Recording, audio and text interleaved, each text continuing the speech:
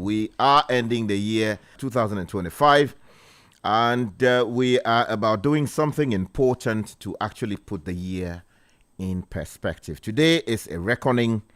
We stand over the body of a year that asked the only question, and we'll be asking the only questions that will matter today. Is the patience, which is basically the Republic of Ghana, stable, critical, or in recovery? The symptoms, many people will tell you, are everywhere, from the choked rivers we see in the heartlands of our country to the ashes of our great markets that went up in flames. The silent tension we continue to see in the courts of our country and in many parts of the jurisdiction. Now, this particular diagnosis is basically to help us understand what exactly is happening with our country, what has improved since John Dramani Mahama took over the affairs of the country, and where we will be taking the country in the year 2026. We'll trace how a single theme, the contest for power in 2025, infected every organ of our national life in the year 2025. We'll also connect the fight for party leadership, particularly within the MPP, to the paralysis we often see in Parliament. We'll also link backroom legal maneuvers to to front page arrests that we've seen, including the high-profile ones that have been reported across the country. We'll also show how the battle to control the land poisoned our rivers and shaped our foreign policy, particularly with recent tensions we've seen between Ghana and Israel. And this is going to be an exciting program. I invite you to be part of the discussion. 053-9986-996. We are stripping away the headlines to reveal the mechanisms of a consequential year. With me this morning, I have my expert witnesses, Umar Sanda Amadu, who is my in-house colleague, Elvis Kwashi, who is the editor-in-chief of the News Center. Forgive me, Elvis Dako. Elvis Dako. Forgive me. Elvis Dako. Larry Dogbe, who is the editor-in-chief of the Herald newspaper, and Andy Kankambwedu, who is the editor-in-chief of the Informer newspaper. Myself, Richard Della Sky. Now, our inquiry will follow the evidence. We'll begin with some of the very troubling stories that have actually affected our emotions this year. We'll also examine how institutional reforms have happened, whether they are actually reforms or they are aimed at something else, and also the proposals that have been made at various levels. And then we'll also assess the impact that this year has had on our wealth and our earth. And finally, we'll be diagnosing its lasting effect on national psyche. So this is 2025, the autopsy, and we will be starting effective immediately. But I would invite you again to send us your comment, 053-9986-996. Gentlemen, Happy New Year in advance. Many happy returns. Because Sky didn't introduce me. Can you? Oh, Umar Sana, yes, I mentioned. No, we didn't hear. Oh, Umar Sana, my in-house. Me and Elvis, we didn't hear. Oh, okay, you had gone out. I thought because I didn't eat edge, so you are discriminating. But this one, nobody has eaten edge. Hey! Oh no, this one nobody has. Please speak for yourself. But you drink milk. Yeah, it's okay. Let's leave it here. Gentlemen, so how has been the your Christmas, and we're entering the New Year's? Let me start with Larry. Oh, it's been well. First of all, good morning to our listeners. Mm-hmm. It's been well. It's been eventful. Yeah. It's been fruitful. All the people who were expecting to do the needful didn't show up. Oh, they didn't show up? No, they didn't show up. I like that part. They didn't show up. But look at the highway. Oh, especially Umaru Sanda. He promised us some beef and milk. He didn't show up. Okay. But he's been forgiven. He's been forgiven. Yeah. That is good, because we are in the season of forgiveness. You see, that is good. Something occurred to me the other day. Do you think Christianity preaches forgiveness. Yeah. But do you think Christians are forgiving Judas Iscariot? Oh, I think they have, because if you don't forgive him, then you can't go to the I kingdom. don't of God. think. But there are worse Judas Iscariot in the Christian faith today than Judas himself.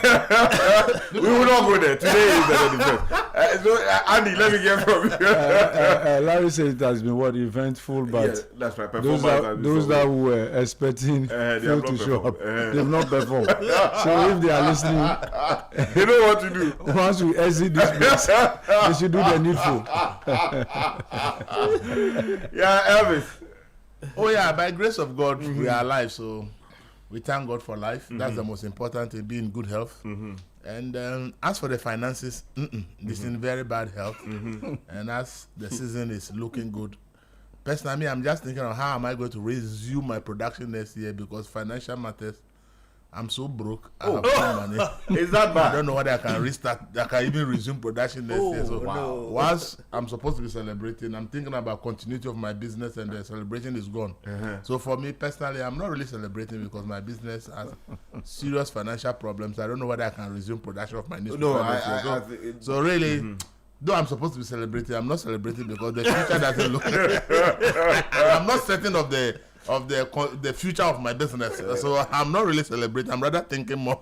Well, the good news is that the government is thinking about some fund for the media, and I hope that, listening to you, there may be need to actually incorporate some of these realities, because I think Larry is facing the same problem, Andy is facing the same problem, and these are generally problems facing newspapers particularly, and of course the radio stations and television stations are equally affected. So there has got to be a way of injecting capital in a meaningful way so that we can deepen democracy, because without the media, democracy can't actually get to the doorsteps of the people. Very, very important. And you see, that's a conversation nobody is having. And the announcement by the government that they want to establish a fund, I think it's good, but then we need to have a real conversation about what really are they talking about. Well, remember President Morse set up a media fund. If you ask about accountability of that money as of today, if you ask what was the money used for up to today, you can't get a million. I hope we don't repeat that mistake that happened that time. They should have a broader conversation. Know if it's radio, what are their needs? If it's print, what are their needs? Television, what are their needs? Then how will government want to meet? Maybe television, maybe halfway want to meet print. Whether you're helping so the that government at or least, not. If you're not helping the government, they will help you. No, you see, this conversation should because there is no media house in Ghana. Even if it's the 100% against government, about 80% of the content is talking about what government is doing. Government has commissioned this, president has said this. In fact, the media is virtually doing government's work free of charge. That's right. Those that will say they are even against government, it's only about 20% of their content, and that is even big. They will ask people, if you play music for 1 hour, what has that got to do with government? If you do sports here for 1 hour, what has that got to do with against government? If you do a cultural event, what has that got to do against government? So if you analyze content generally in Ghana, even the news that we all talk about 80% are all actually doing free publicity for government. So clearly, there's no media house in Ghana and anybody will say that it's completely against government. It's a fallacy. There's none. Every single media house in this country is doing about there's a lot of free work for government. But the government doesn't recognize it because you are supposed to pay all the taxes every business is paying. The media has not been exempted for any tax.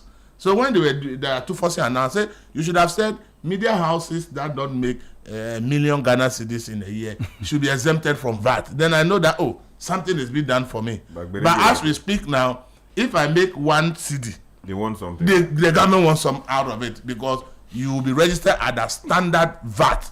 Standard VAT is what you be registered. You must pay. And so it means that any amount of money you make, 21% per the new review now it has come to 20%. Has to go to government. That's right. And then you are now going to talk about payee. If you have staff, you have to pay for them. By the time you see about 30 to 40% of the money you make goes back to government. Meanwhile, the money is not coming. So this idea of you are not supporting government, let's take it. It is not the case. Every media house supports every government in this country. So we really need some form of incentives for the media. If we can be given some tax reliefs, if government can say, I want to look at media specifically in terms of radio and television, it's about utilities are huge. Is there anything you can do about utilities for them so that they can do something? There's a whole lot of things that government can sit down with the media, talk about, and they can do for the media and all help. Beautiful. I'm sure that the minister will take your contributions, your concerns into consideration when we are establishing the media. So it's fund not and just how we about establishing the fund, how the fund will be Exactly. properly to serve the intended purpose. I'm always You recall during the COVID period, I think a fund was set up to go around the media houses. Okay. It went to specialized media houses. Oh, I see. I wouldn't want to mention I their see. names, Okay. but I know colleagues who I think at the time we condemned that. who went for I it. condemned them for COVID because funds. Yeah. COVID, people went for COVID fund. Really, I for was this there. time, Oh yeah, they went for Somebody it. called No, me. at the time I'm sure you were in London. Yeah, I was. So you see, all these things are needless. If it's a fund for media, why should they be Why selling did it? they- I think it's so wrong. Yeah, no, I no. pray that this fund will end up in some constituency chairman's account or something. It will happen. Yeah, sometimes all kinds of funny. It will things happen. I've been praying that one day somebody should go write my name that I've been given some fund when will I've not not receive received. He wants Then to you fight. see. License fees for television and radio. Yeah. Why should a Ghanaian owned radio or television be paying license fees? Yeah, there's an issue there. It's if you look at the work radio station and TV are doing for government free of charge, why shouldn't you get a license fee free of charge? But now you still have to go and pay some huge amount to NCA as license fee. If you don't pay the we are shutting you down. You know, let me The chip. same NCA is doing something, they come and cover it for me free of charge. Let me chip in this. You can't decouple the media from democracy. Yeah, it's important. Now, if you want, this is what this is participatory democracy, Yeah. and if you want the people to be involved in every step of the way, support you all through, engage in policy debate and all that, approval, you need to free the space, get the media, put the media at the doorstep of everybody. Open up the airwaves, let people make contribution. That is the only way that we can get to whatever destination we want to get to.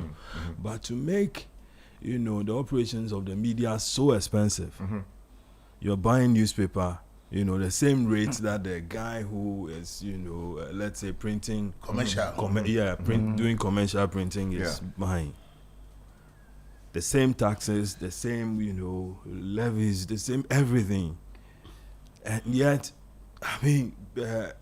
you are supposed to be, people are even also going to have But we to are buy the competing newspaper. with the state-owned media. Media. Who That are- receive some support here and there. You get it. So it becomes very difficult to run, the media in this organizations in this part of the world.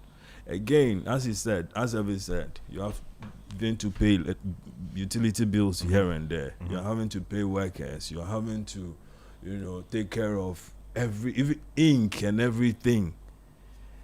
You have been in the newspaper business before. It not be easy.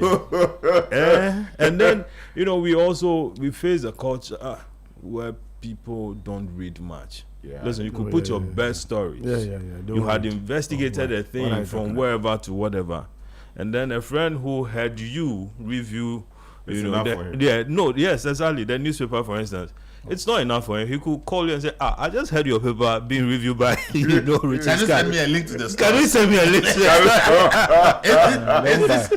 not going to get Instead of subscribing and getting Listen, go on the internet to go and do that. Or just buy a copy and say, no. You Send just it to me. send it to me. I just want to. Can you even summarize the story? What's the story about? You get it? So that's the difficulty we face as newspapers. Daily Graphic is having its own issues. Yeah. Ghanaian Times is not exempt from that. Spectator, Mirror, all that. Chief, it's not a But the joke. government plan was talking about state media. Really? I Yeah, don't they think said they so. want to get some support for state Yeah, media. that is there, but I think the plan includes what happens generally to the media. So in this we need country. to have a conversation Exactly. on this whole fund. Is it? Yeah, I think GJ and the Primpag and these are the important arms of the media in the country. Should be taking up that. I always say- Interestingly, President Jumfo Albert also runs a newspaper, so he appreciates the difficulty. Exactly. we have. He needs to do it just the way he does with the campaigns for greater respect of the rights of journalists. I think he's been he doing well. should take We that talk up. about public interest journalism, It's but important. nobody is asking who is paying for it. Yeah. You want me to go and investigate that story? There are resources to get it done. Yeah. You are not asking where am I getting it. Meanwhile, you see the paper the whole day. There's no advert in any page. You are not asking how is this person financing this newspaper it's a tricky that I have so much expectation that I should be able to do what the big papers out there are doing. Where is the media house getting the finances to go out there? They say we should report Galamsey. I've asked, is there any fund that anybody can access if I want to go to some deep forest to go? somewhere in Babin I'm Shema. risking my life and everything, and then I have to spend my own resources to go there and get the story. And at the end of the day, if I publish the story, I don't get one CD for it because I don't even have a single advert in the paper. So we have real issues. See, when they say the media, people criticize the media because they don't even know what the media is going through. The challenges You they're see, facing. the media have this big image it creates. As people are listening to us, they say, "Hey, Elvis is on radio. Hey, this guy is a big guy." People have this and the big guy means that you have money. Yeah, It's but not- you are crana. The big man is Victor Bruno. You understand it?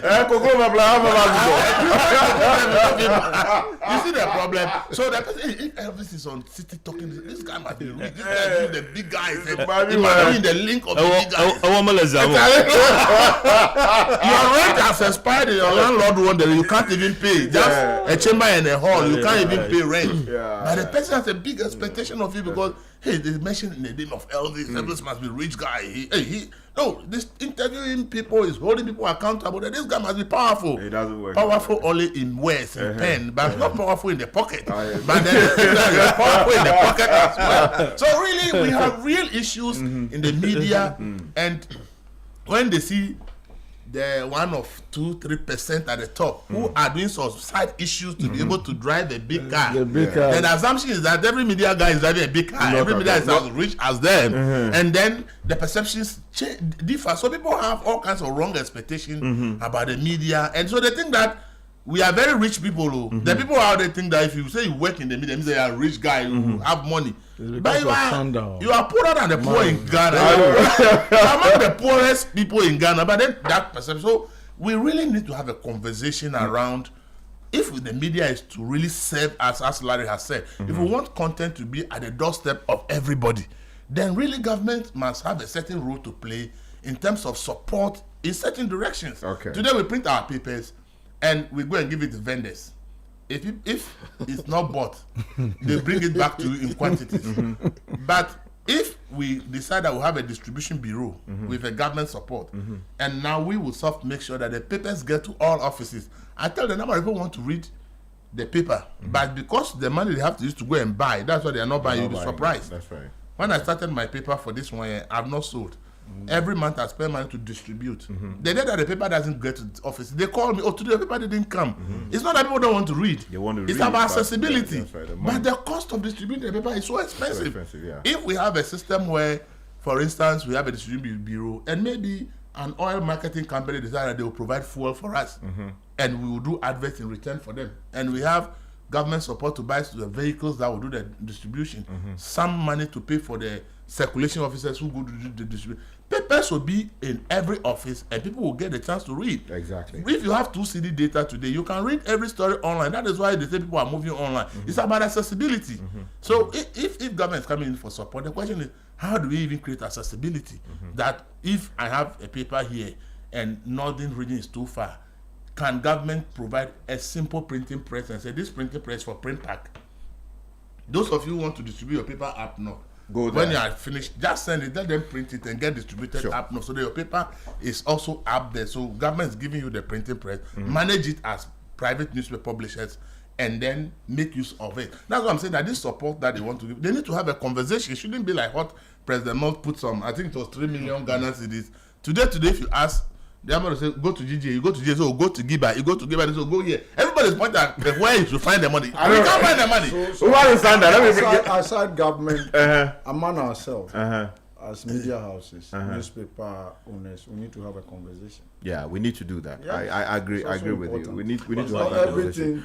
everything. Let me bring government. No, we should also have a conversation among ourselves before we move to government to have a very quality and come with some concrete steps as to how to assess these funds. I think there has to be some agreement on the front of journalists in a united way, and then that will be presented to the government as the common position, and hopefully with the necessary modifications we can improve it to serve a useful purpose. But there is also the need for the media generally to also find a way of diversifying. I do know that all of you have your portals which you use, but the point here is that even Ghana, we've not deepened subscriptions online. Sure. So in some cases you subscribe, paywalls are erected, you want to read a particular story, you pay an amount for it, or you subscribe the whole year, or maybe monthly or weekly. But we have not deepened the media industry in that respect. And one thing I also want to put across before that, I'll bring you, let me bring Umaru. Yes, Umaru, yes. Yes, Ella, good morning. Good morning. These lamentations that I'm listening to from seniors is scaring me.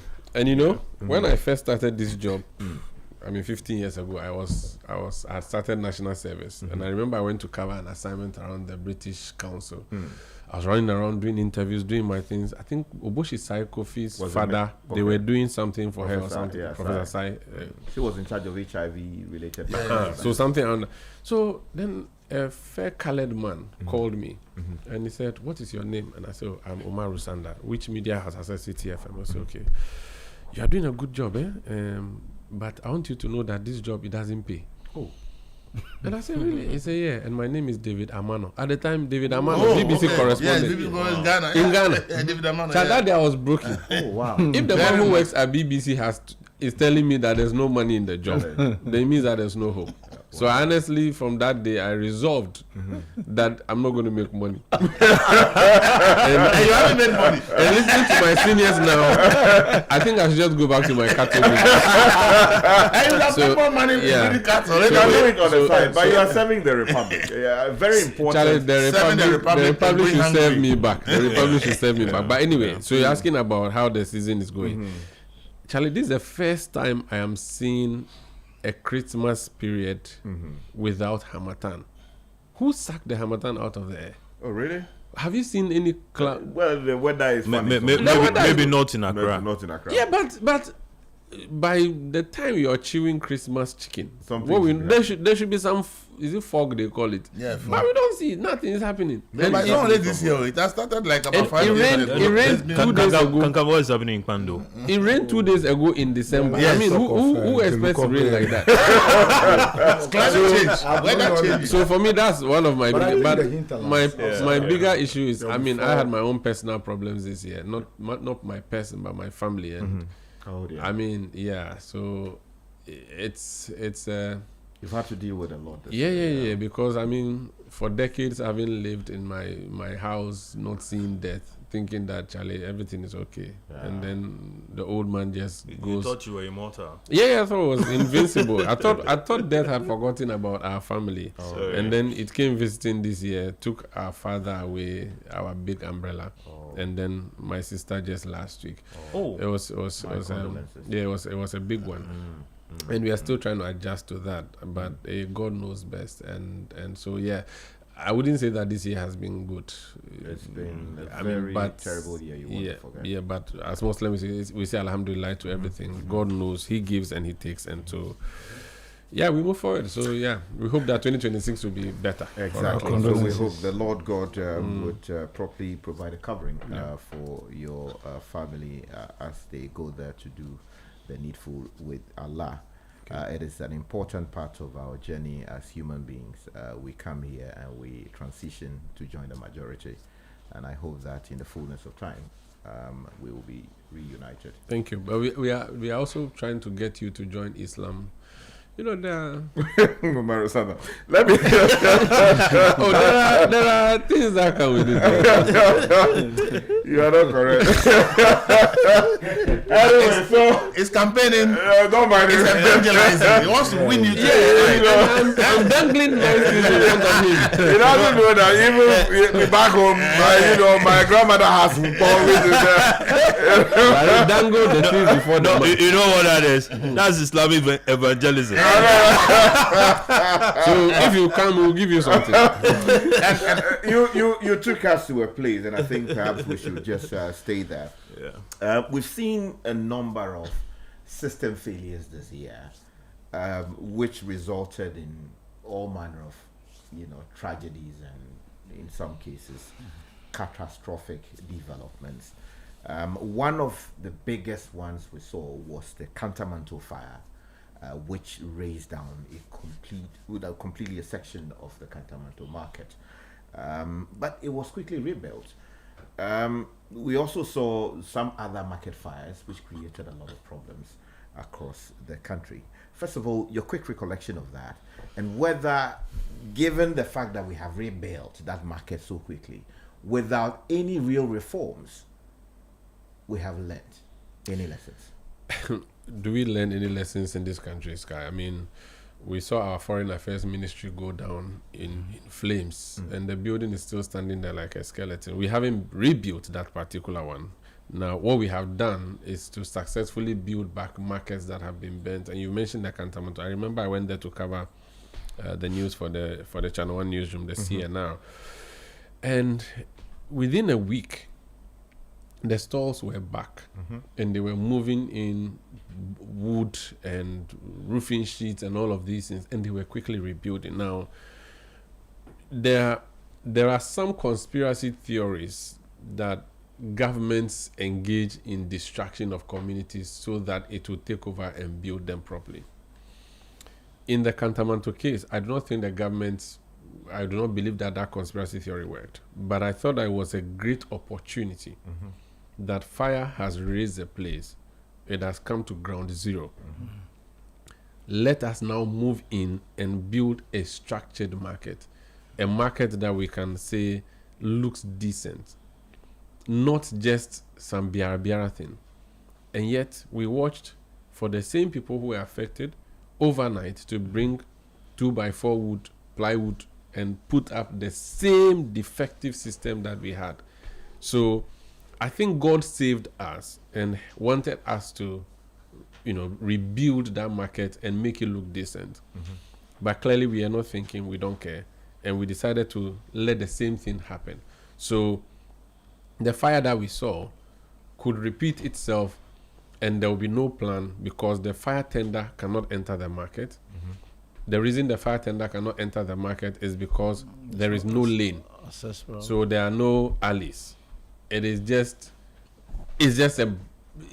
a multiple number of kiosks and shops that have been put together in one slum-like place without any access routes, so that it will take a car forever to move from one end to the other with a lot of ago and honking. We have fire tenders, the thing where the water comes from. Yeah, that's right. What do you call it? The thing that they put the water so that The hydrant. Hydrant. Yet someone is allowed to build a kiosk on top of that hydrant. Or A shop. So you are coming to buy shoes, which I usually go to do. You don't, because you go to very big markets. I mean, very big supermarket and those big shops. I still remember the one you went to in London. I remember, what's the name of the place you went to in London to buy your shoes? I should continue. You go to buy shoes in Cantamanto. And where you sit to test to fit your shoe is actually on top of a fire hydrant. Wow. And that's in someone's shop. Now, how can the Ghana fire people connect their hose from there? They won't even know where it is. So for me, the Cantamanto fire was supposed to be our savior. Unfortunately for us, we are not serious with a lot of things, with a lot of structures. And so the opportunity that we got, we ended up losing it. We saw the demolition of the Agbogloshi area by the former Greater Accra Regional Minister, Henry Quarty. We thought something massive was going to happen there. It has not. We are seeing that the people are coming back bit by bit. Before we realize, all the demolition would have gone to naught. We do not have parks in this Accra. Sky, you just want to take your family and go and sit in a park and just feed pigeons or I don't know, whatever birds, maybe ducks or whatever. On an Odo, you have lived in London. Imagine if we fix Odo to look like the Thames, where Agbogloshi and those places become the green park surrounding the Odo drain. With doves, birds, other, You can do fishing if you want, if Larry has a hook and line in his car. You can do fishing. You can just simply just relax and enjoy the environment. We don't have that. And for us to have cleared that big place like Agbogloshi, I thought by now there's a plan that we are putting up something. They said they were going to be the hospital. I'm not seeing the hospital coming up. We have seen a market go down, and we allow for the same thing to come up. We could have built, say, 5-story structures or 3-story structures. Our oldest or most popular market would be Makola. You sit and you watch Makola market, and you are wondering, what's a slum? There is no structure, there is no plan, there is nothing. So it's just, everybody is inside there some. And it is for this reason that we have a lot of traffic build up in the city center. It doesn't make sense. During President Mills's time, I remember they said that the big trucks coming into Accra were the cause of the problem. So they decided to stop all of them at Amasaman, divert them to Ajinkotoku. They built a secondary school, they built a fire station, they built an ambulance bay, a clinic, and a market. Onion market or something like that. I don't know how that is going. Now, if we're able to restrict this, the plan was that all the big trucks divert there and discharge. Let the small trucks that they call Abosoka and Macho, let them bring their stuff into Accra. I thought that was a brilliant idea. If you're going to the central region, there's an onion market, and I think it's Henry Cortez after he removed them from Agbogloshi. Some of them moved there. I think it's a brilliant idea that we have that. Let's expand the city. Because Accra is so choked, and Accra is choked because we have no plan. So everything you need, you have to go to the city center. And even though we have shops and stores, we still have hawkers. And it's as if in this country we've decided that hawking is a profession.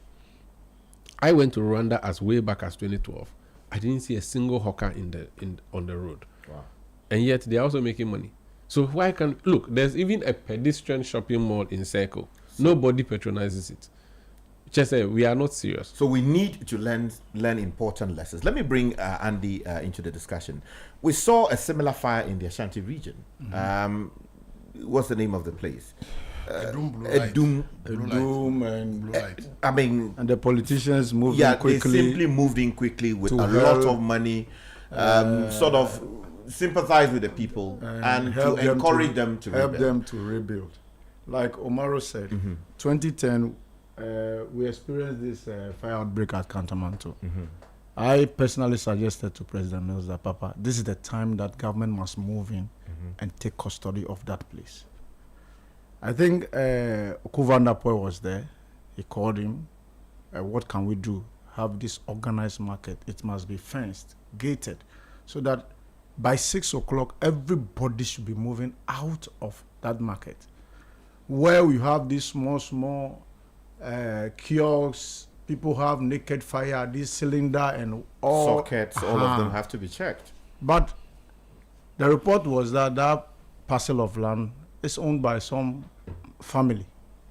Okay. Yes. So you have to go through some procedure to have that land. Compulsory acquisition. You are a lawyer.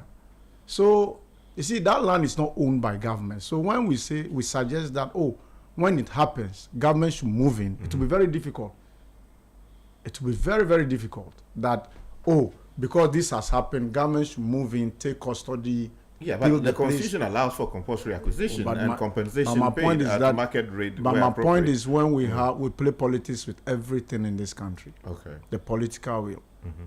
They'll move in. The constituency will move in. You can't do that. Don't you know we'll lose power? So the political will too is very important. Okay. I hold a view that as leaders, it's not everything that we should play politics with. because these are livelihoods that every year, it's a ritual. It's something that will happen. Because yes, the reckless nature of the way we do things will always occasion some of this. And like you said, they will move in. The owners of those shops will move in to build. It's not government. Government, like the politician, will only come with something small to help them, cushion them. Yeah, but that also encourages, but what I'm saying is that the reckless way of planning. They send them roofing sheets and things to build iron rods and whatever without any order.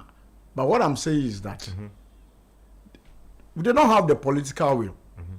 The local assembly they will make a paper to perhaps the region that when you do this, they won't vote for us. Don't you know that this is our stronghold? Okay. It happened. I mean, it happened. I recall that vividly. That it happened during Neil Ante's time or whatever. The constituency people moving that no, we won't allow you.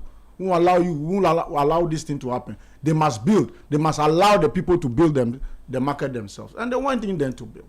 So all that we are saying is about leadership.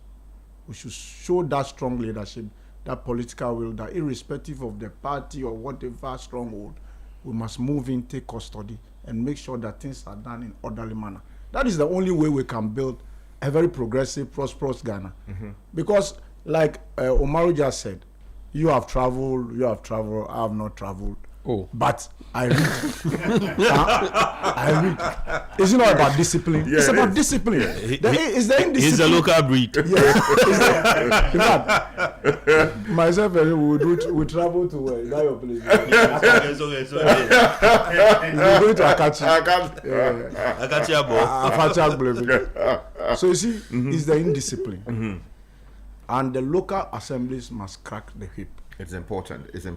Let me bring Larry into the discussion. Larry, we saw when I introduced Larry, Andy into the discussion, I mentioned the Kumasi situation. Again, we failed there because it became competition for votes. The MPP people went there because they felt that it was their stronghold, and they went there branding identity. So the Ken camp, the DMB camp, the what's the name, Champon camp, and the other ones. The highest contributor. Exactly. And we are seeing that whole area rebuilt without any plans. True. Is there a way we can change this?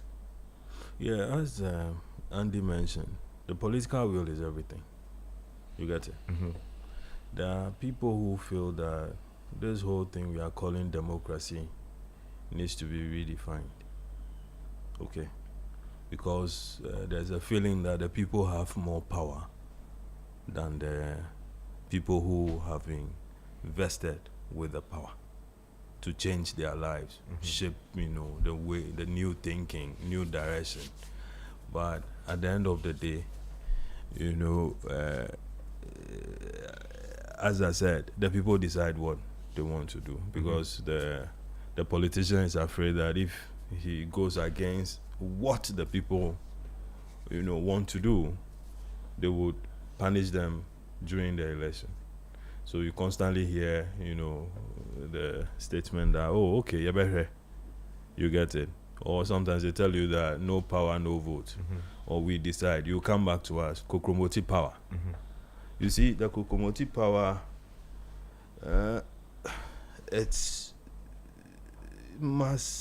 think the politicians would have to be ready to lose power. You get it? They should be ready to lose power. That I'm doing this, and that regardless of whatever it is, damn the consequences, as he's saying. I think that what I'm doing is right. Is that it possible, especially when we've all been to boarding houses, okay, where you had headmasters who, at the time we entered the school, were the most wicked. I mean, we saw teachers or masters who, he won't spare you when he meets you in town without Ezia. When he gets you for whatever the reason. I recall, when I got to Bishoema, Kankan will know, we had a senior housemaster we used to call Gidigasu. And Gasu back then was the most wicked guy to most of us. Atagidi.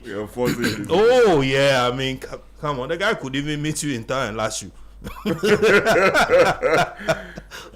Because it was not a democracy. Yes, but listen, yes, we came back, and then we appreciated who the guy was and what he was trying to do. Exactly, and what he did to us.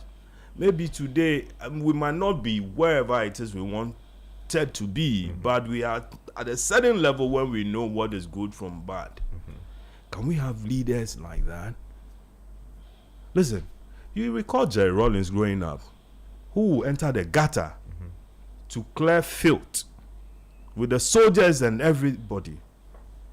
People were like, oh, Jerry, why are you doing this? The president shouldn't be in there. Years on, we've had presidents who only directed. They were never in the gutter with the people. You get it? And filth is still with us. But Henry Courtney nearly succeeded. Was he in the gutter? He was directing affairs. He cleared the people. But, I mean, beyond the clearance, what happened thereafter? Was there money? So there should be a system. Your point is that there should be a system in place. Exactly. To ensure that even where there is some effort to clean up the city, the system is self-perpetuating. To sustain itself. The people know that, listen, this is what it is. Listen, you couldn't just clear the people and leave the place bare.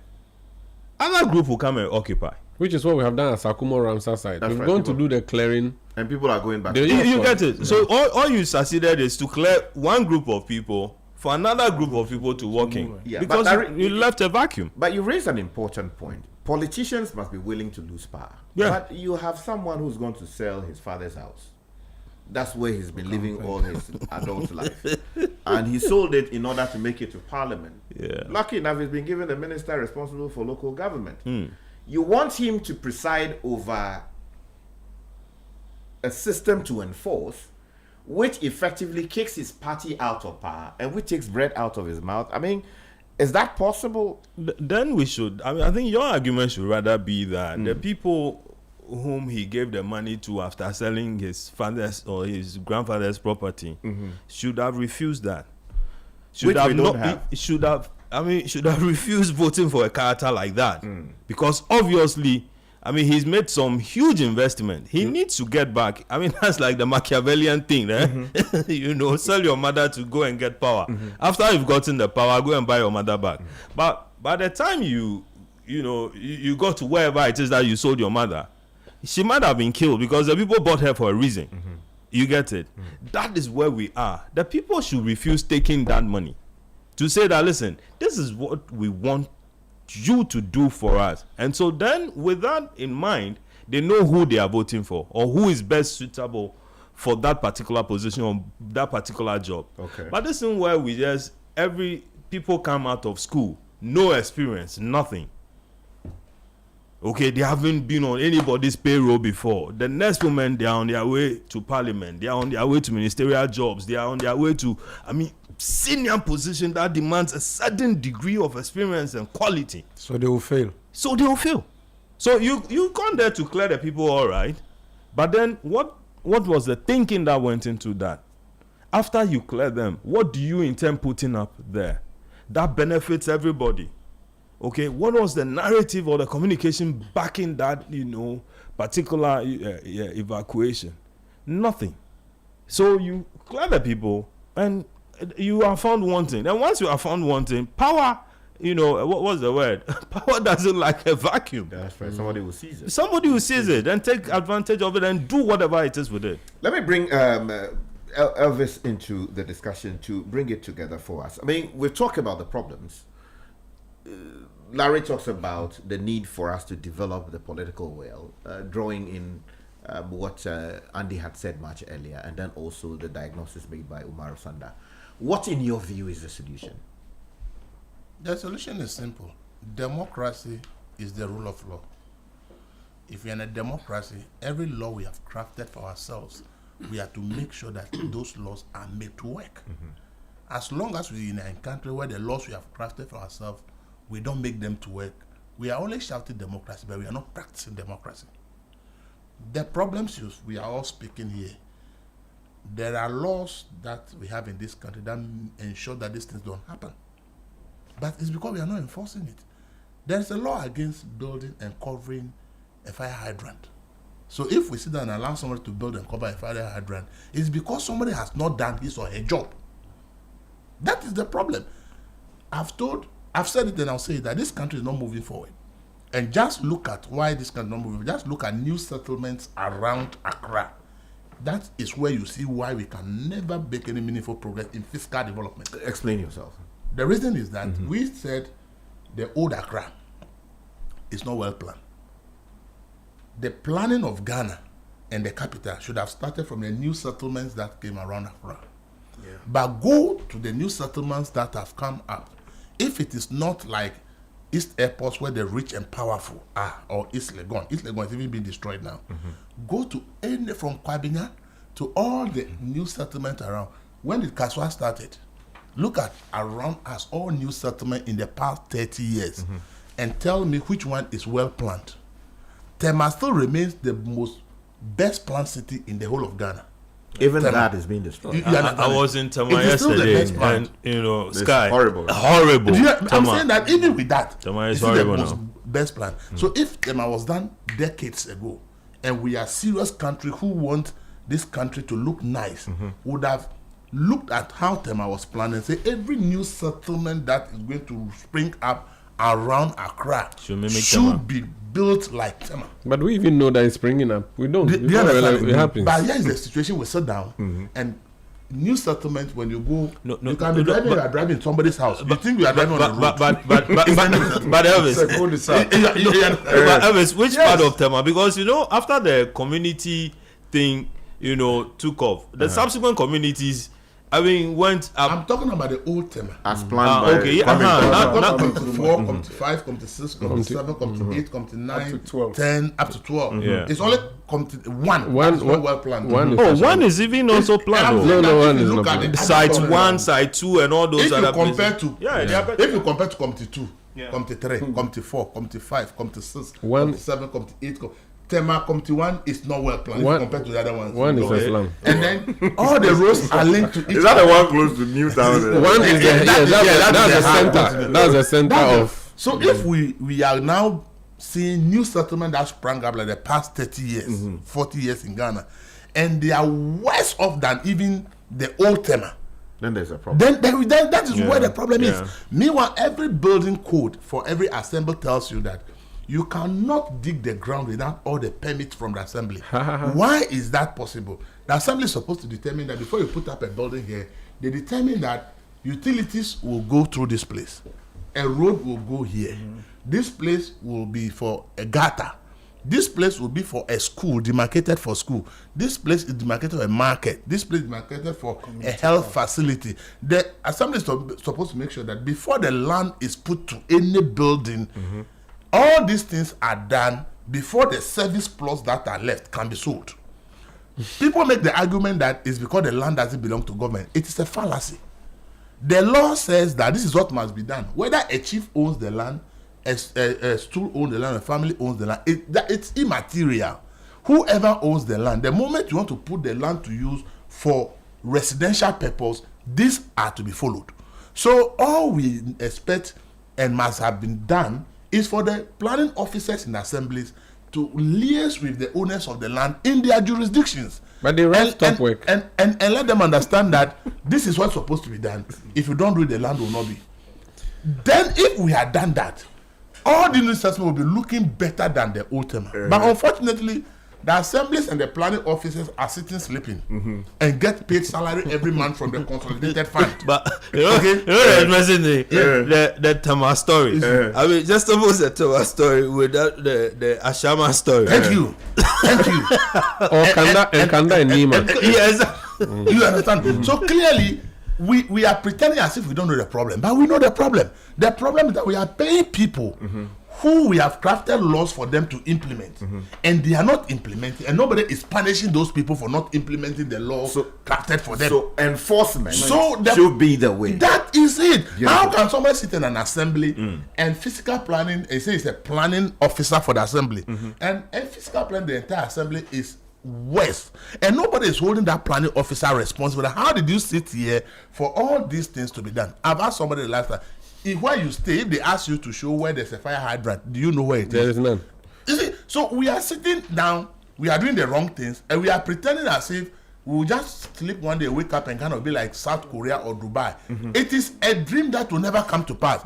The only way it will happen is that everybody that has been given a certain responsibility is held accountable for making sure that what you are supposed to do, you have done it. If you don't do it, we sanction you. If you are supposed to be sacked, you are sacked. Then the next person coming knows that no, this person was sacked for not doing his job. Exactly. But that is not the situation. So sometimes we blame politicians. But how did we do decentralization? Why is somebody sitting in South Dine as a planning officer?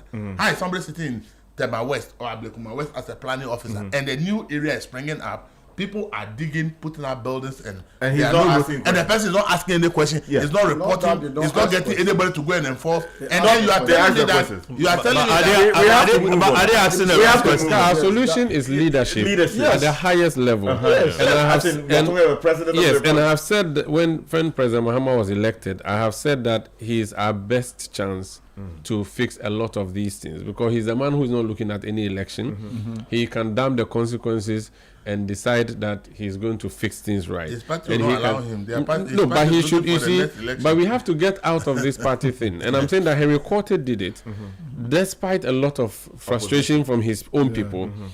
If he was able to do it, perhaps maybe he was physically huge, so he scared people. But President Mahama has that particular power now, and I think he should be the one to do it and say that, Tema Mayor, I don't like what's happening in Community 25. Everybody's going there. There's so much traffic. He should be able to say to us that Spintex has become a slum area, even though it's supposed to be a big place. We have to fix it. These things, and there should be clear instructions to the regional minister. The clearing of the Ramsar site was a beautiful thing, but months on, nothing is happening. So we want to see things like that happening, and we want to see some leadership being. And I think that President Mahama should be able to do that. And I really look forward to doing that. But before, there's a message that has been sent to you from Clement Akapang, lawyer. He says, Richie Sky buys his shoes from Russell and Bromley and Bond Street in London.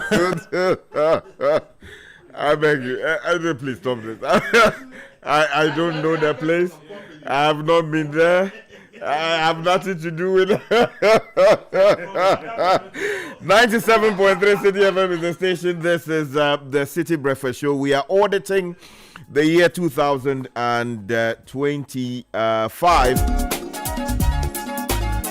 And your comments are welcome. 053-9986-996, 053-9986-996. We'll stay with tragedies.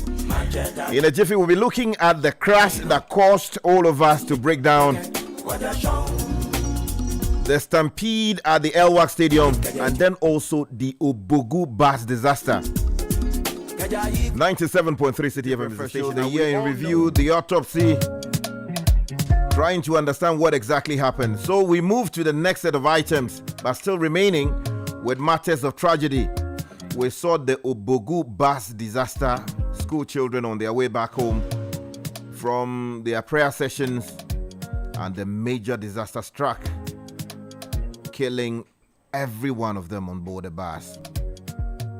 Mass burial held, and then not long after, we saw also the Air Force crash, a helicopter going down, killing 8 people on board, including 2 ministers of state. Not long after, we also saw the Elwak stampede.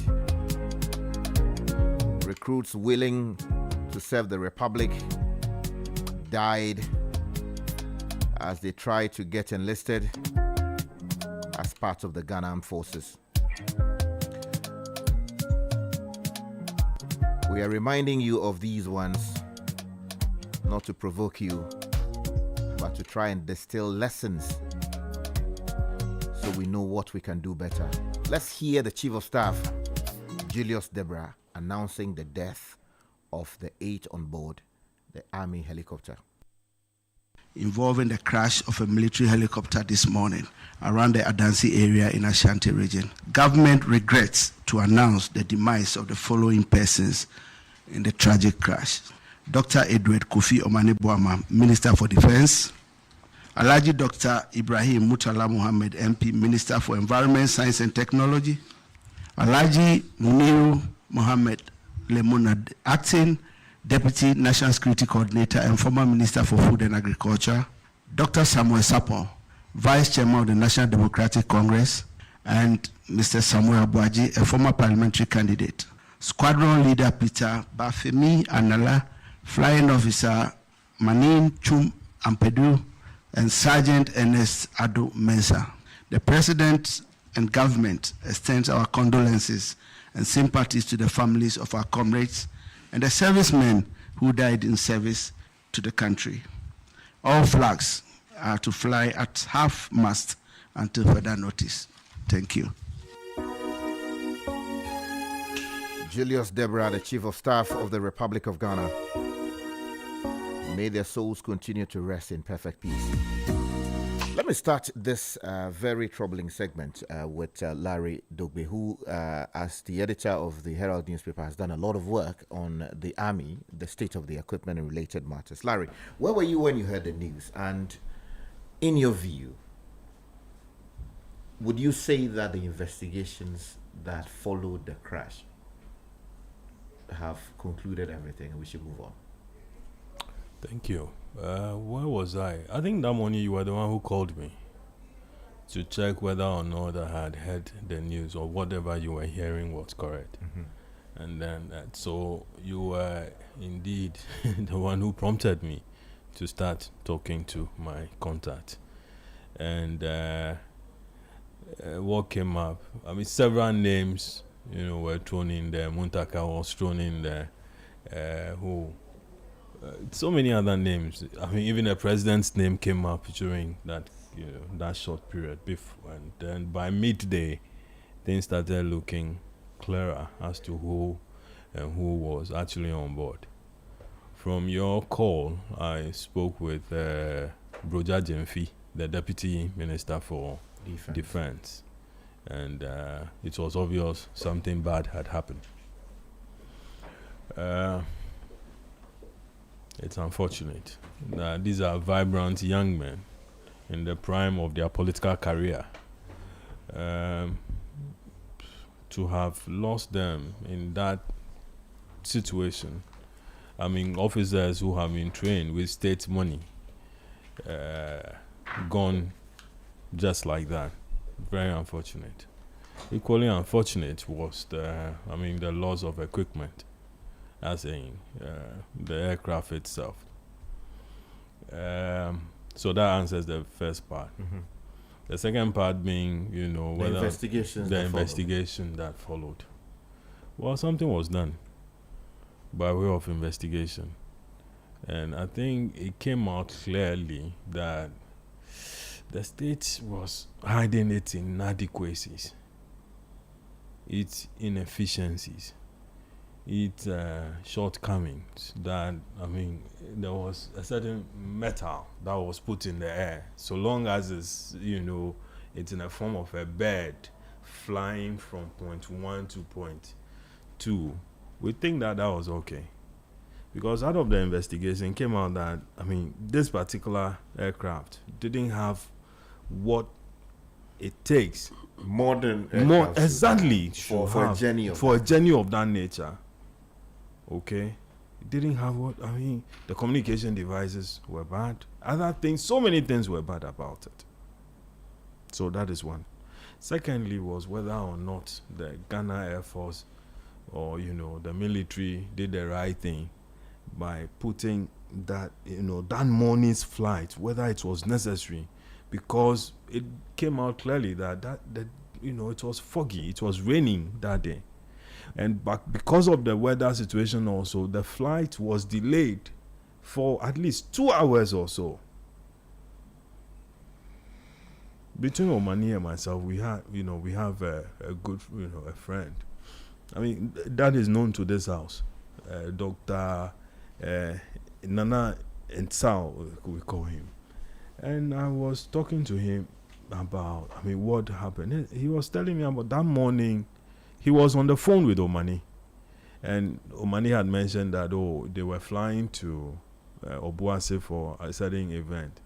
So just midway, then he had to hang up and said, "Oh, listen, the military people had come and that he was going to pay his compliments to them."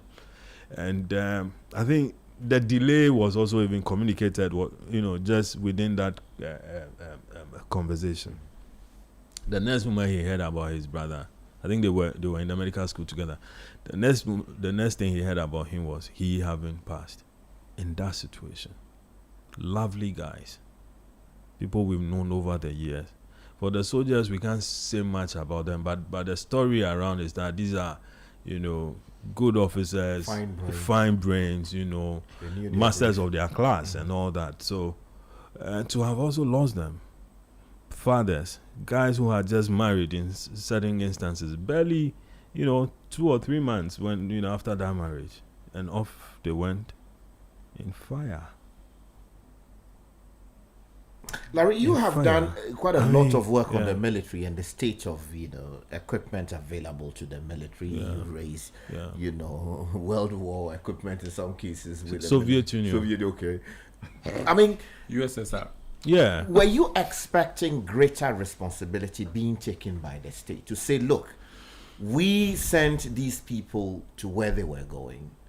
We were not adequate in terms of providing for them, and on the basis of that, we are assuming responsibility openly, rendering an apology to the families affected, and committing to pay proper compensation instead of setting up a fund, or maybe in addition to setting up a fund to actually support the education of those left behind. You see, this whole thing can be discussed without the issue of Galamsey. It's Galamsey that killed them. I mean, the attempt to deal with it. Can we do community mining? How can we best define this thing? How can we best regulate it? Where we can have whatever it takes, and then ensure that the environment is properly taken care of. Because, mind you, the NDC campaign on addressing Galamsey. We'll come to that. Yes, so Galamsey. Now, compensation, that is for the state to discuss. Obviously, I'm sure something might have been paid, but whether or not it's adequate. I recall President Mahama talking about how their kids' school fees will be funded, or their schooling will be funded and all that from now till university. That is good. Now we can build. It's a good starting point. Can we find out whether the state is actually doing that? Is it a school of their choice, or is it a school that that the state is a public school, or it's a school that the state is imposing on them that we can only do this? But if you need more, then maybe you would have to top up for so and so reason. I don't know what discussion there is as far as that's concerned. The contribution that has been made so far, I don't know the extent to which it's been shared and who got what. I don't know. I mean, with something we can also get involved. On the state of the military's situation, see, I'm holding back. The Ghana military, as we used to know years ago, as we heard about from the likes of General Kwenu and many others who had occupied that high situation or high offices before, it's not what I mean, when you listen to the stories now, I mean, it's some way. Yeah, it's some way. Now, why on earth would the officers sit down and go and buy Soviet era 53-year-old armored cars for Ghanaian soldiers to work with? The vehicles have been abandoned. Those that they took to Sudan and other peacekeeping missions, they can't move them to a point where UN is sanctioning us. Is that bad? It is that nasty. And officers have been sanctioned. Investigations have been ordered by the president himself. What became of that report, I don't know. 53-year-old, vehicles. Well, is it functional? The question is, it wasn't. I mean, the people even the manufacturer, they abandoned it. If it is functional, Togbi, I'm telling you, Mozamo, it's been abandoned. Scrap, holes perforated. I'll show you some of those pictures. The report is there. They commissioned the guy who used to be in charge of SEPS, Yorogo or something. No. To investigate it. He investigated it and submitted a report to the CDS. From the CDS, Ministry of Defense, to the presidency. I'm aware of that. So there has got to be some action. There has to be punishment. Because what you do with that is this, that you deter other officers who occupy that same position from doing same. And also, from doing same. And also that, listen, whoever, nobody will occupy that office again to go and put the lives of military officers in danger. Do you understand? And let me tell you something. Some of these stories we write about, we are not magicians. It comes from the military itself. Somebody who witnessed something and thought that this thing is wrong. Our officers' lives are at stake. And that, listen, it has to be investigated. Officers who sat down just for their greed, insatiable greed and selfishness, to take over $10 million to go and buy that rusty thing and put in those things and giving it to officers to ride on, to disgrace Ghana Army in an international arena, has to be punished or have to be punished. So if the commander-in-chief, a report has been submitted to you, you need to act on it. Particularly when you've also been a victim of that, because they accused him of the embryo thing. The embryo. Exactly. That who investigated the OSP was moving to. Exactly. Listen. The Airbus. Exactly. The Airbus matters. See, we cannot even spend one more minute in not dealing with this thing. If it's public, you have to go the public way, do it. If you have to do a military trial, do that. Okay. Then report is submitted to deter even the guy who is in primary school and is thinking of joining the military tomorrow. From having it at the back of his mind that when I join the military, I can cut these selfish deals and make money. Exactly. Let me bring Andy into the discussion before I move on to my other guests. So, Andy, you did you did some work in the area of intelligence, security studies. Yes. You hold a master's. That is why this our armed forces. Andy has about how many masters do you have? Forget. Stop misbehaving. This Jerusalem. Andy, talk to me. Yes. When it comes to this helicopter crash, I think I was somewhere with Elvis when we attended the Primpark office. That day, Primpark elections was going on. There was a meeting. So we at the office when the incident. Then we started making the calls. Everybody started checking. Murtala is a very good friend. So we met on Wednesday, and I said, "Oh, bro, how is it?" So, Charlie, we are putting body and soul together, trying to save God and country, but it's tough. These heckling here and there, but we will overcome. So what happened?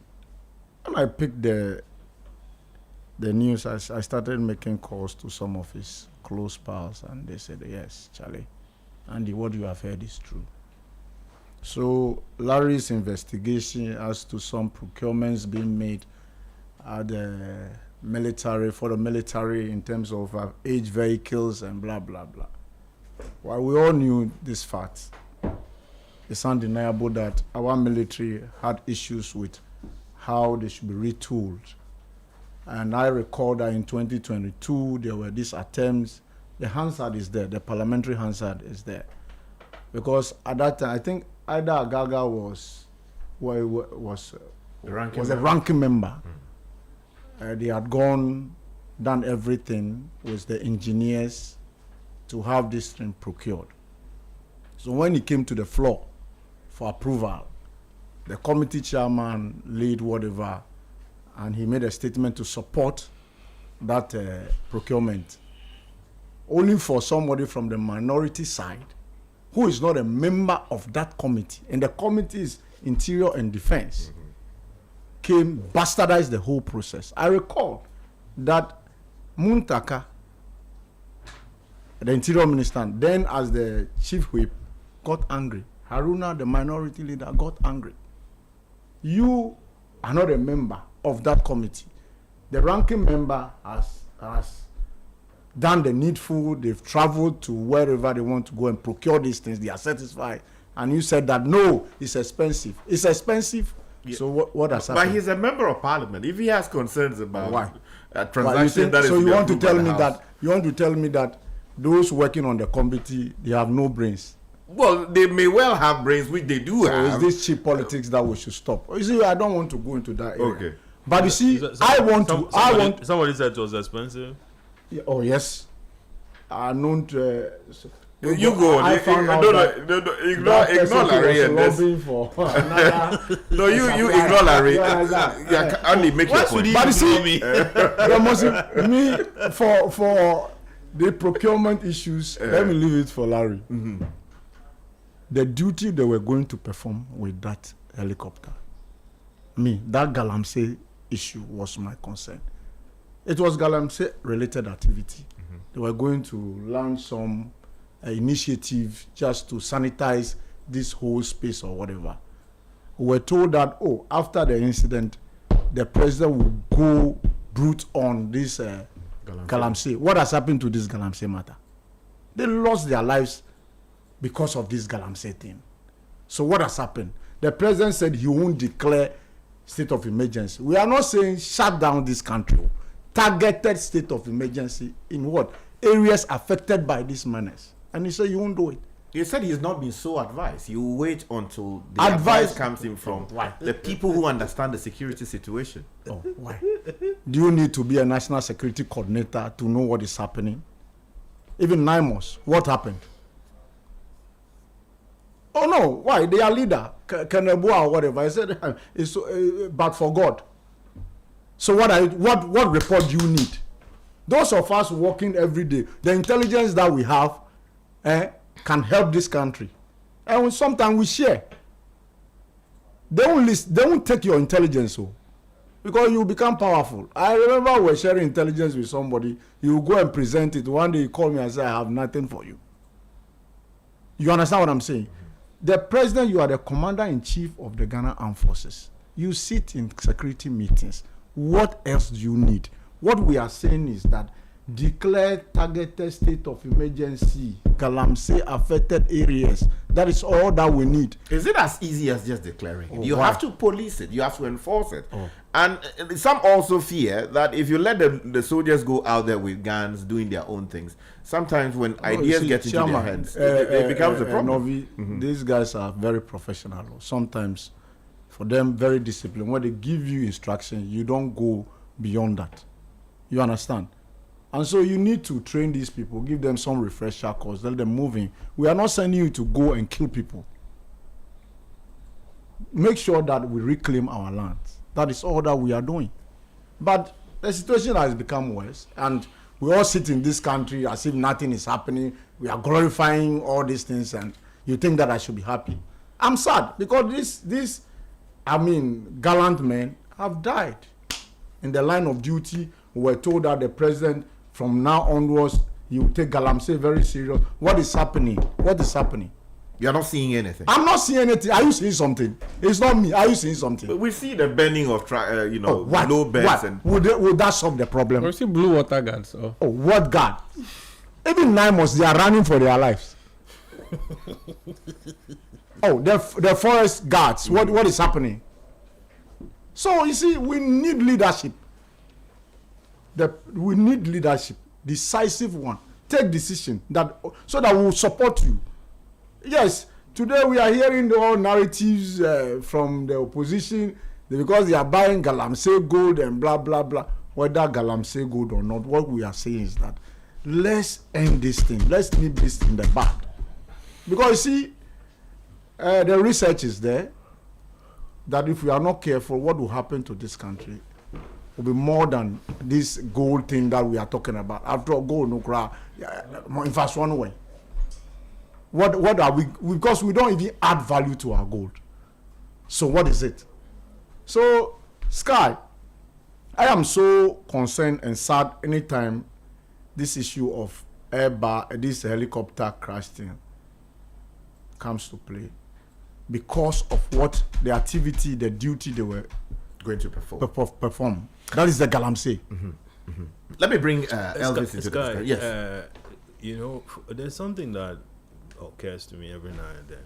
Why don't we be prosecuting these guys on even illegal possession of arms? Which guys? The Galamsey operating. Well, so ideally, you get it. Yeah. So if the AG they cause the arrest, so because all those charges will flow. I mean, deal with him. I mean, it's a low hanging fruit.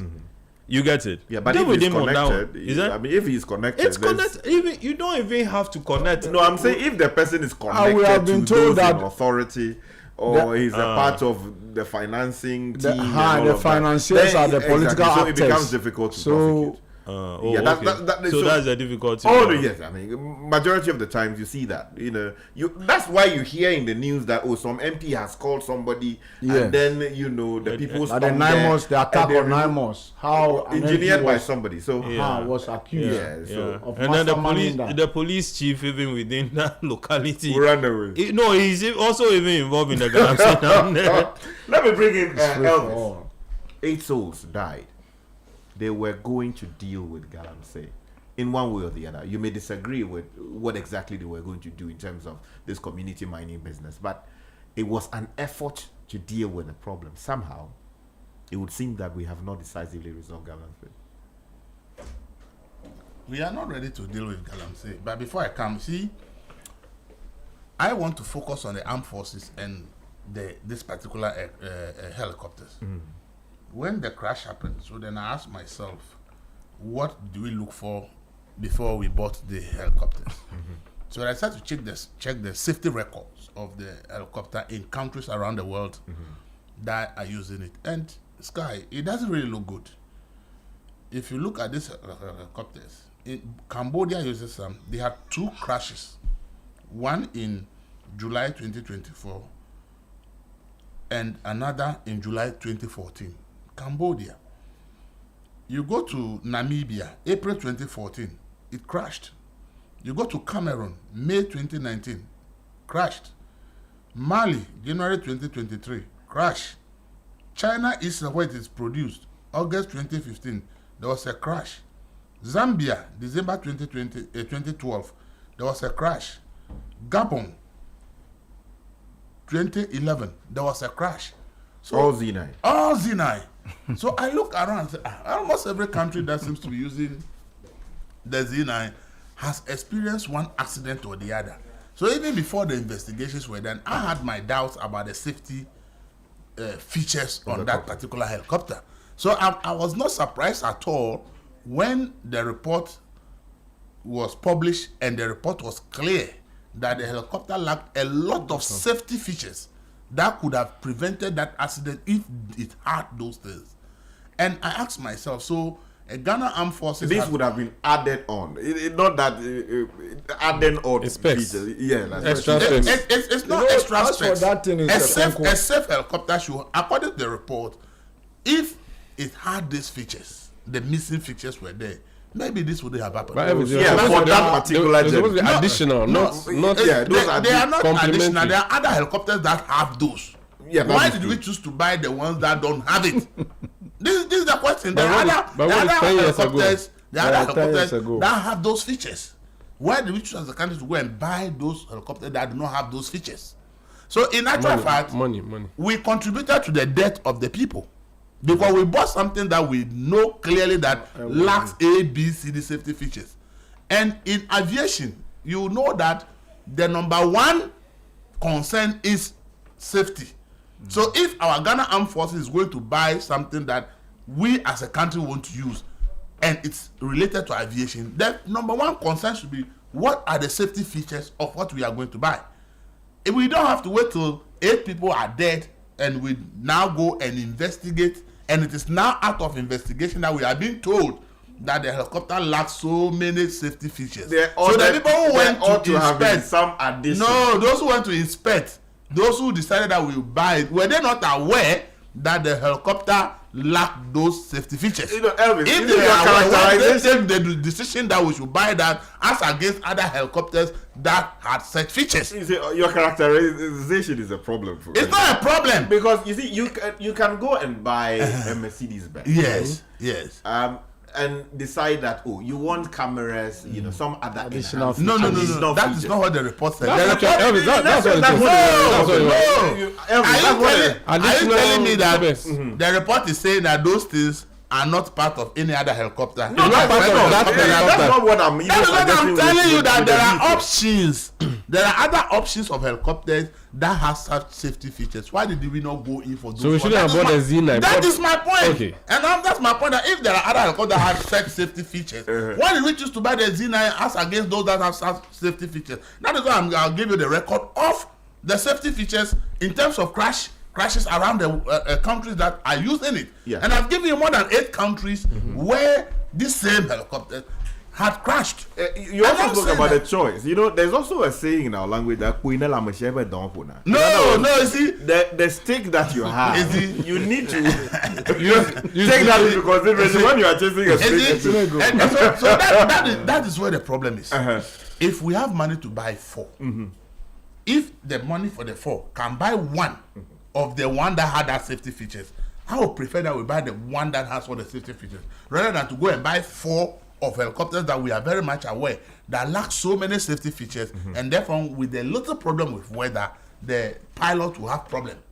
So if we are buying 4 at a go, why are we saying that if we put the money of the 4 together, we can't buy one that had all the safety features? Would you rather do it one? I will do it one because that will give me more safety than buying 4 that lack With safety all the features. problems we have, places we need to be, moving troops around to get things But the done, safety, you think we of should have only the one? safety of the people who are going to be must be paramount.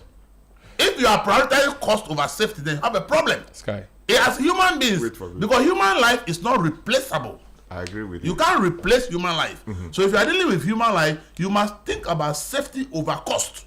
That is very important. We always talk about cost and cost as if human life is nothing. But the helicopter that is gone, we have now approved money in parliament. We are going to buy new presidential plane and buy some other helicopters for the armed forces, right? Yeah. Because we are replacing them. The people who are dead, how are we going to replace them? The 8 people who are dead, how are we going to replace them? We can never replace a human being. So when you are buying something, especially for Ghana Armed Forces, that is supposed to protect our territories as a country. So you go and buy something that has this, assuming, without admitting or without accepting, God forbid, that we're at war with another country. And then we have these helicopters, and they have more superior ones. How do we win the war against that country? So you see, when we are dealing with certain institutions, this idea of cost should not be a priority. But you need to know how much you have. So that's what I'm saying. and If what we you can buy 4, you should buy if one. we can buy 4, and if I put the money of the 4 together, I can buy one that is more superior and it's more safer. I would prefer we buy one that is superior and safer to buying 4 that we know that have limitations. Beautiful. And I'm saying that that's a problem. So the report itself tried to create this impression that the helicopter was fit to fly. Yes. I disagree with that. Because if the same report is telling me that the helicopters lack a lot of safety features, how is it then fit to fly? Yes. How is it then fit to fly? So you see, let's not make it look like, we want to absorb people from blame, so we want to say that it was fit to fly.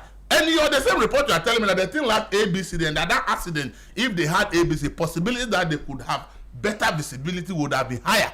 And so why don't you believe that the conclusion that the helicopter was fit to fly is something I should believe? I don't believe it. And I also want to say, the report has also not said that the remaining helicopters, that same helicopter, but nothing has been said about whether we should continue to use them or not. Because we bought 4.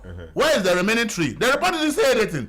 The report didn't make any recommendation that if we are to use the remaining 3, we should add the safety features that are missing before we should use it again. The report was silent on the rest of the helicopters. So I asked myself, so are we going to be using the rest without the safety features? Because I expected the report to tell me that with this maybe incident, that's in the detailed report. We but received why wouldn't they slide. tell us? Why wouldn't they tell us? Should there be another accident before they go and do another report? I don't even know. See, sometimes we are. You see, that's what I'm saying. I see, this country, we do things half-baked, and we think that we want to make progress like countries that are serious. Yeah. If you decide to do a report and want to put it in the public, then let us know that, we bought 4. Yeah. This is what we have identified in this room. We think that the remaining ones, if the Ghana Armed Forces should decide that they want to continue to use it, then you are recommending that immediately these safety features should be added before it is used. Okay. Who advised them to ask for 3 months extension for when the helicopter was due for servicing? Who made that recommendation that we should ask for 3 months extension? And that has nobody is asking. Why did we even ask for a 3 months extension? Now people are dead. 8 people are dead, and somebody recommended that we should have a 3 month extension. That thing was due for servicing. Then somebody said they should give a 3 months extension. Based on what? The report has not explained. But you told us that they said they needed 3 months extension. It was granted. On what basis were those extensions granted? There are a lot of questions to be asked in that report. Exactly. Let me go to Umar Sanda now. Your comments on this particular situation. What must change quickly? I think the reports, I read the report from back to back, and I'm looking for someone As to in the blame. slides. Yeah.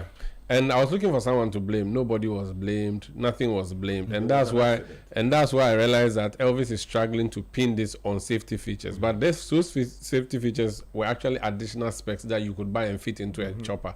They were not supposed to be part of the chopper. And mind you, this chopper or these helicopters, they produce them globally, and people buy them, and I'm sure there are some aviation standards. You provided a context, the history of the helicopter itself in other countries. Yeah, but I'm saying that which is not to say that it is bad. I'm saying that the aviation standards that these helicopters would have met before they were even allowed to, and we've been flying them. And for him to say that we should just use every money and buy those things and just keep one chopper, I mean, I'm not sure that would work, because see, as of a few years ago, the information I had was that we had only 6 helicopters in this country. 2 of them were sitting in the west, protecting our oil permanently. That's where they are. That's 2 of the Z9. I'm saying 2 out of 6. Then 2 were in the north for security reasons. Yeah. So we had only 2 down here for operational purposes, like the one that we saw moving up and down. So we are very, very understaffed. Like the analogy I made in Agbogloshi. No, the place that got bent is what? Kantamanto. It was an opportunity for us to build it properly. I think this accident, even though we do not want it to happen, we do not wish it to have happened, it has happened, and it's something we should learn from. And I'm happy to see that Parliament has been told that they should propose or approve for some further equipment to be bought. Look, a few weeks ago, there was this whole joke around that America was coming to invade Nigeria. Nigerians started joking and sharing photos of their equipment. Looks very horrible, the fleet, the air force that they have. If Togo were to invade us, I'm not sure they also have, but I'm not sure we can fight anybody. We don't have anything. We don't have shit. So, if this is an opportunity for us, don't underrate your military. Okay, you are. No, the personnel. He's talking about the personnel. Talking about the equipment. The equipment. I'm saying that this is an opportunity for us. Sometimes you're encouraged not to say that. No, when we say it, they will retool them. Yeah. Yes. This is an opportunity for us to buy some more. And I'm happy that the process is in Parliament, but I think we should even get more. We should get for the Navy, and we should get for the Air Force, and we should equip it properly. As to whether we should have those extra things that Elvis wants us to have, I don't know, that's another matter. But for now, it is the amount of money we have that will determine what type of thing we buy. They say that Dede Alwala, Dede Rua, the amount of water is what you use to perform ablution. So what we have in our coffers is what we use to buy the fleet. And we may not buy the top notch like the one the Americans flew from their place to go and do the bombing in Iran and went back. We may not have that capacity. But at least we should also buy something that you can use to sketch children. Those are not choppers. Yeah. I know. 97.3 Citi FM is the station. This is the Citi Breakfast Show. We are doing an audit of the year 2025. We've dealt with matters concerning tragedy and related matters, and we are moving to something else. In the meantime, 05399869996, 05399869996. My name is Richard Sky. I'm here with Andy Kankambwedu of the Informer newspaper, Elvis Dako of the News Center, Umaru Sanda Amadu, and an in-house host and journalist here, one of the key people running both Channel 1 Television and then Citi FM, and my good friend and brother Larry Alansdogbe of the Herald newspaper. We move on to deal with matters having to do with power fights and the institutional civil troubles that we've seen. We didn't talk about the rule. Which one? The rule one, the road accident. The road accident. Yes. You want to say something? That's about his- it? Of course, That's that is his very alien. important. That's very Only important. let Elvis talk about it. That's his Okay, alien. you have 1 minute to deal Talk with about it. Okay. Don't take 5 The minutes. Obogu accident is just a microcosm of what the country is going through in terms of road accidents. January to November this year, 2,673 people are dead in road accidents. That is just the reported ones. Out of these 2,670, 1,239 were killed by Okada, which has limited number of passengers on board. It kills more than commercial Now vehicles. legalized. It kills more than private vehicles. I'm told on authority that the Road Safety Authority Board has not been inaugurated. So the whole of this year, they are in serious financial crisis. So a lot of things they could have done, they couldn't do. And that is why the number is going to be like the highest maybe in the past 10 or 15 years in terms of the numbers of road accidents. I think the president has to immediately make sure that the NRSA has its board because we cannot be losing human beings. These are people's fathers, mothers, children. So these are family people. They are not just numbers. They are human beings. It's the one we talk about disability numbers in Ghana. When we see the stats in census, we are scared. Say, how is that this number of Ghanaians are said to be persons with disability? Majority are happening not because they were born with disability. Majority as a result of road accidents. As we speak, we have over 15,000 people that have been injured in road accidents only this year. If half of that are the serious one, it means that most of all of those people are now persons with disability. Healthy people like us, and as a result of road accidents, they've got persons with disability.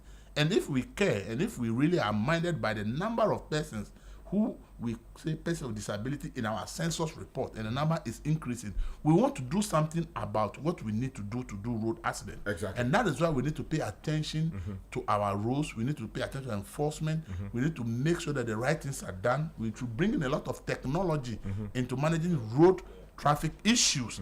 If not, we'll have a problem. And building roads and roads and roads, I want to tell the president that the expressway they want to build to Kumasi, they should convert into rail because the road already exists. Let's fix the remaining part of it and dualize it. Okay. The best transport form that we need from Accra to Kumasi, which can decongest Accra, is that if you have a high-speed train from Accra to Kumasi, people can stay in Kumasi, come and work in Accra and go back. That's right. People can be in Accra and go and work in Kumasi and come every day. Okay. That is what we need. So if we have money to build an expressway from Accra to Kumasi, I think we should rather think about starting a rail line from Accra to Kumasi for passenger transport and put some bullet trains on it. That is where the Malaysian, the Singapores, the Seychelles tigers that we admire, that's where they are going.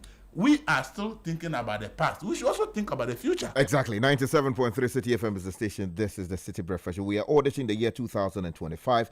Your comments welcome 053-9986-996. Let's go to something else. President John Dramani Mahama assumed office. Say it again.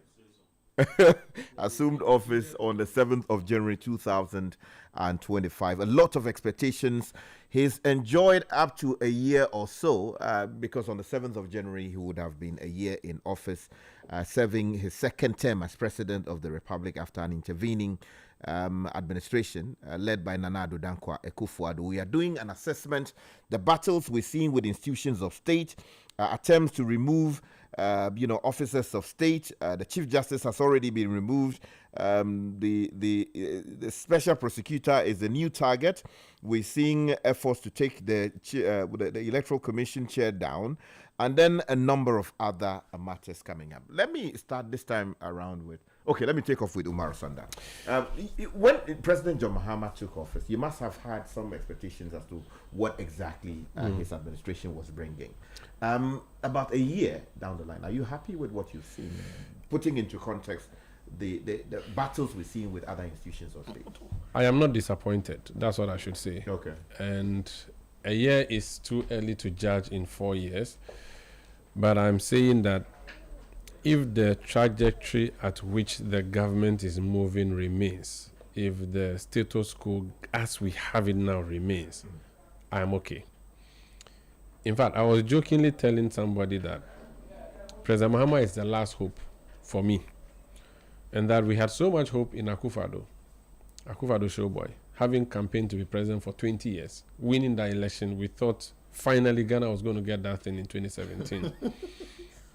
He left with a very disappointing, left on a disappointing note for me personally. And when President Mahama was elected, I said after his election, he has been given a dictatorial power through democracy. He has a huge majority in parliament. Today, President Mahama, the only thing he cannot do is to change a man to a woman. And I mean the government, based on the powers they have in parliament, the constitutional authority, and the overwhelming majority that he got at the votes personally. I expect a lot. He has governed this country for 1 year with 50 or 48 ministers, depending on how you look at it. Things seem to be moving. We are seeing a stability at the pump. When I go to buy fuel, for the past how many months, I know that when I'm going to buy, this is how much I fill my tank for. It is stable. In the past, there's this mall I used to buy stuff for, provisions from. When I go, they stop printing that thing and put it on the the price tag. And when I ask them why, they said because the thing is fluctuating, so they can't. So they have to now. When I come, they'll check in the computer and tell me, but they can't keep printing and pasting and removing. There's some predictability that we have had so far. I don't know how much of the government's own interventions led to this, whether it was the Holy Spirit that is helping us, or it is indeed the government that is working. And they say to us that they are the ones who are working. And for me, let's give them the plaudits. 1 year is too short, because see, President Akufo-Addo, when he started very well. We are applauding him. And usually, when you are clapping for a driver and you are not careful, the driver may just run into. I don't want us to clap. I want us to just say, please continue, because you have nothing to lose. You have no election in 2028, and you have said to us that you will not run for that election. You haven't seen the campaign that he should go again. He said he will not do it. He himself opened his mouth and told us. But some of his, appointees are campaigning for him to go again. I know, I have seen and heard. But I'm saying that he himself has told us until the day. In fact, I interviewed his chief spokesperson, Felix Kwachu, 3 weeks ago, and he reiterated the point that the president is not going to run. So let's stand with that. Yes. I don't even think he needs to even worry himself. He has experience. He has been minister, deputy. He has been minister. He has been vice president. He has been president. He has been opposition leader for 8 years. He has seen everything that Ghana needs. And if after 8 years in the wilderness he returns and he fails this country, look, Martin Amidu told me something when President Akufo-Addo was elected. And this was even before he was appointed. He said to me that if Akufo-Addo fails, there will be no point continuing with this democracy that we have really started. And mind you, Martin Amidu is one of the people who started this democracy for us. The Constituent Assembly, the 92 Constitution, and all of that. 8 years on, President Akufo-Addo hasn't delivered what we were expecting. It's been a disappointment. He may have started well, but he did not end well. I have decided to say that Mahama is our last hope, because you see, everything is working for him.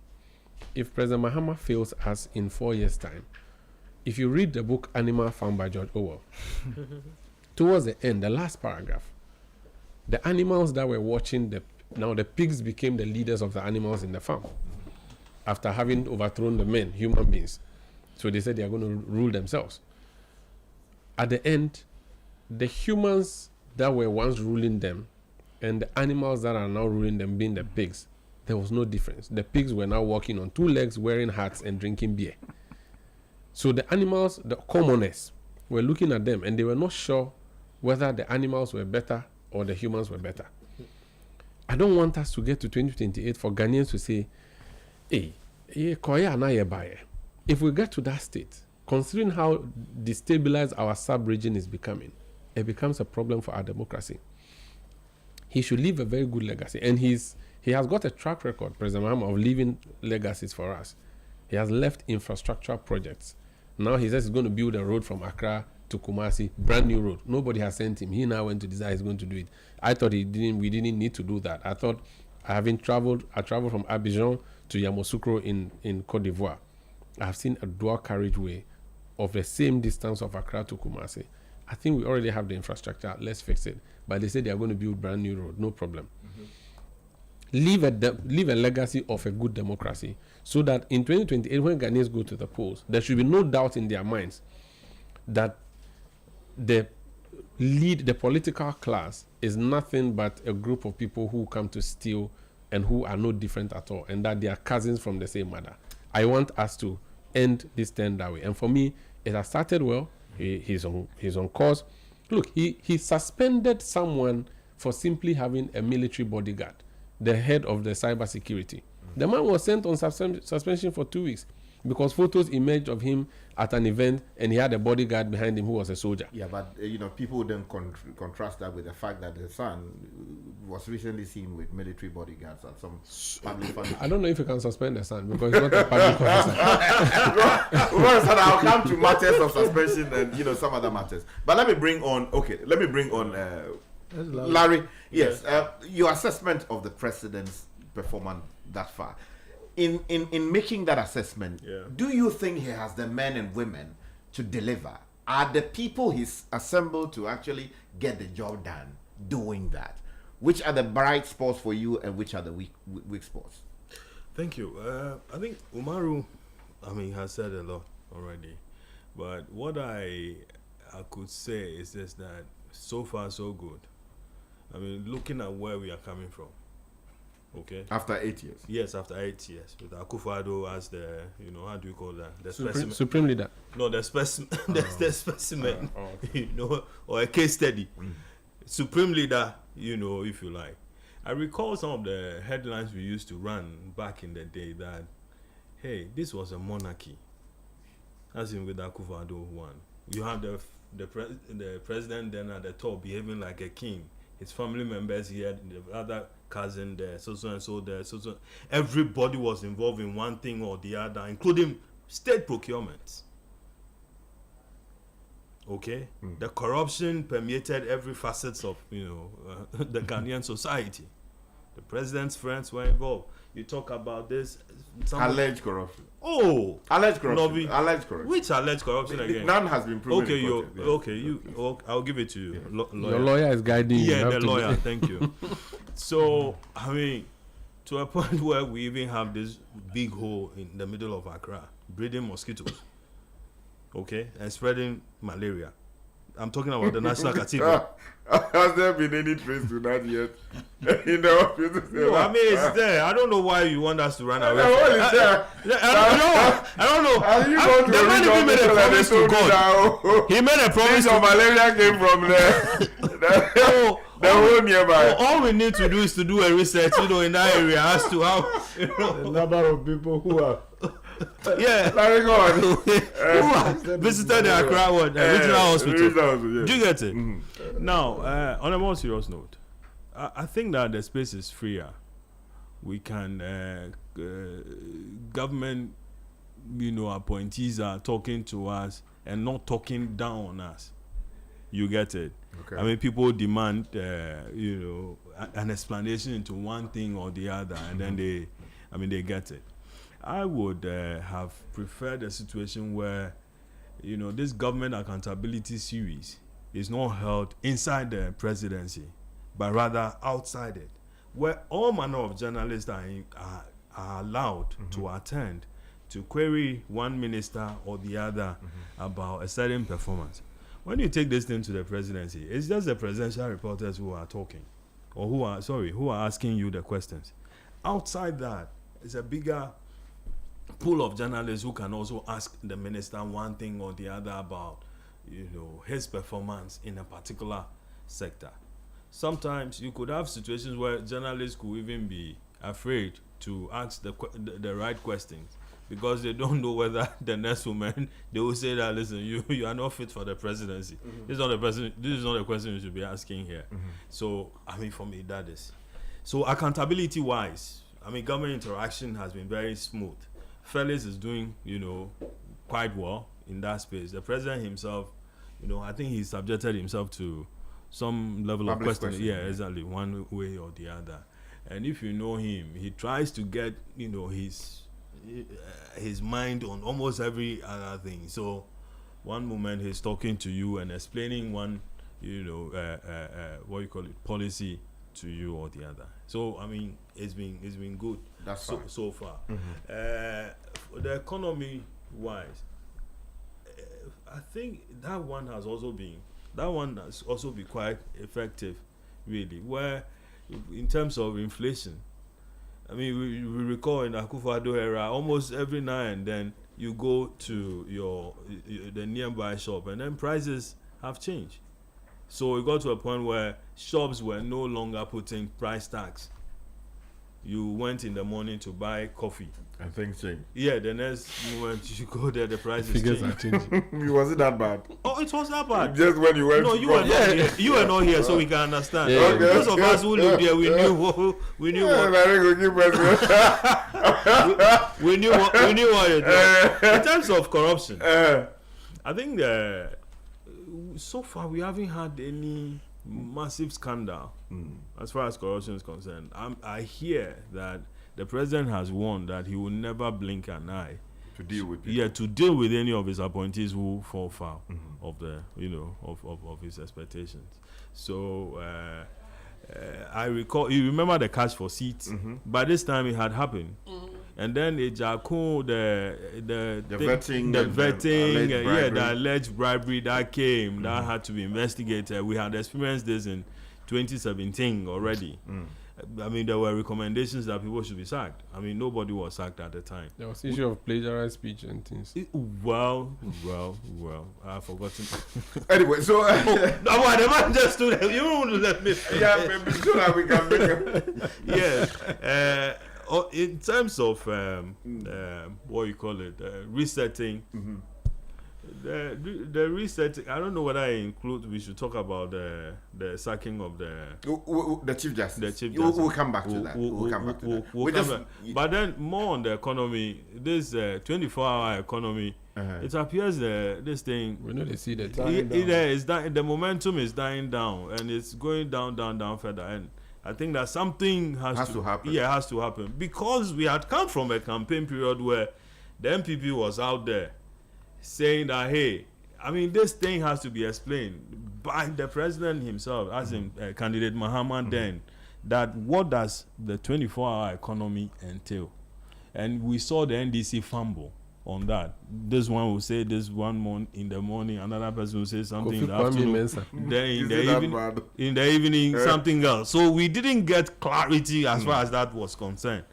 I think that we are at that stage where we need to be told what it is. Okay. And that I hear in the Volta region, the Volta regional minister went inspecting some huge plots of land under the 24-hour economy.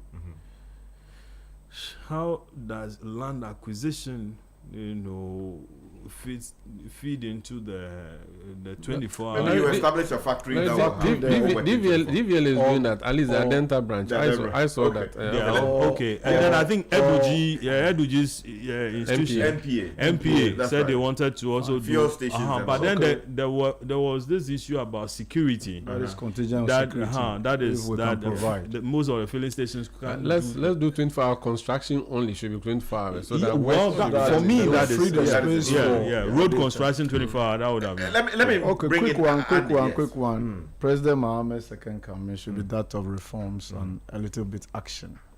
Like Umaru said, having gone through the mail, MP, deputy minister, minister, vice president, president, yes. What I would say is that he should take his reports very seriously, especially those coming from sectors like the health, education, the economy, and the security.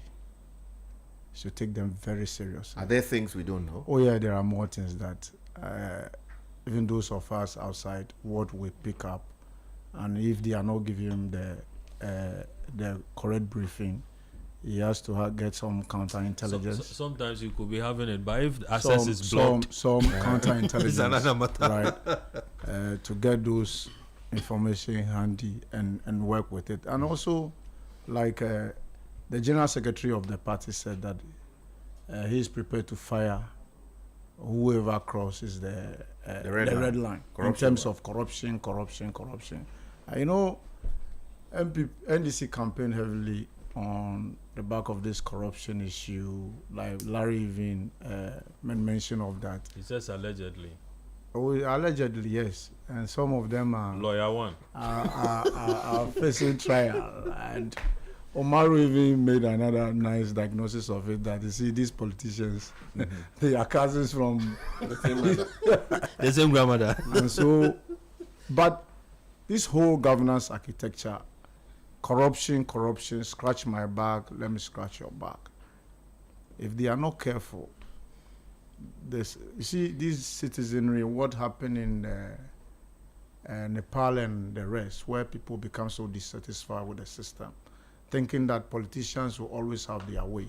When they want the votes, they will come. They will tell us all the stories just to hoodwink us and get power. And when they get there, they will do whatever they like. They should be very careful, like what we are witnessing in the sub-region. And also this constitutional coup that we continue to witness. And that is why that ugly noise that people said President Mahama should have a third term, that constitutional coup, they shouldn't go there. Why? There is no ambiguity. I have seen people Is there any ambiguity? JM. You are a lawyer. I've seen people printing JM 2028. Forget about that. Oh, listen, I'm sure you've seen it too. Listen. That constitutional coup will not happen here. Now it's not through the barrel of the gun. This constitution, they will manipulate some institutions. Go to court, do this, do that. You are a lawyer. Is there any ambiguity in that clause? I don't see one. So we shouldn't start. No, he's not a Supreme Court. He cannot interpret the No, you asked me. I'm not saying I'm just asking you. There will be a gray area. There will be a gray area. There's none in my view. How I've we take written the about president for his words. He said, I'm not going to seek a third term. But if they He force said him, it. if they force him, Nobody will force him. He won't Normally do they force them. if the people People are calling it. And you think Just Ghana, to listen to the that will pulse of happen? it. Well, the economy, yes, Yeah. they've been able to manage the economy in terms of the CD, whatever. And Larry was talking about inflation.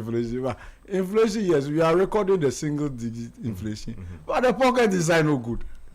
No, because you're a journalist. Oh, Yeah. It's because Your reward is in Amanda heaven. told you. Your reward is in heaven. What Amanda told you. Yeah. So, yes, So the paper is looking good, but you his don't feel paper it. is, but you don't feel. Bronya, Gamel Yori. I'm almost Bronya is dry. I'm a It's mother dry. of a Koko for Kokolo. Abi ama for the I'm all flexible.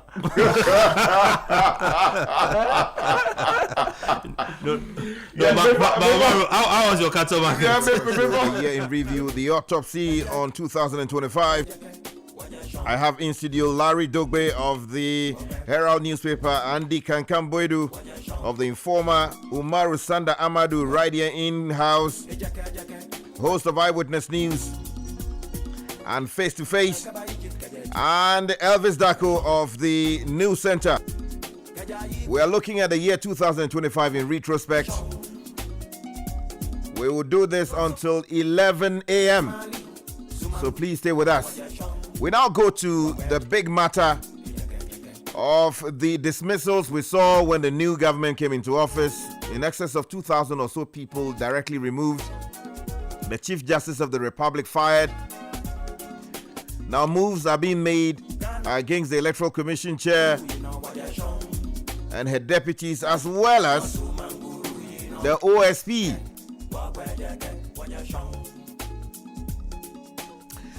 Let me take off with Elvis Dako on this particular point. Elvis, the new government came to power. The president promised, I'll be fatherful, we'll help build this country together. And one of the first few things we saw was the removal of people who were thought to have been improperly recruited into the various offices of the state. Well, in excess of 2,000 or several thousands of people were fired because the claim, according to the chief of staff, was that they were not properly taken on board. The minority sought to do something about it. As we speak, that matter hasn't made any real progress. Actions were filed in the court. We don't know what progress has been done with that. And then also the Chief Justice taking down, first suspension, removal. Now we are seeing efforts to take out the EC chair and her deputies, and the OSP is also under fire. Your comments? Thank you for the opportunity. I think that the decision to sack workers actually demonstrates that the promise of one job, 3 employees was just a political promise.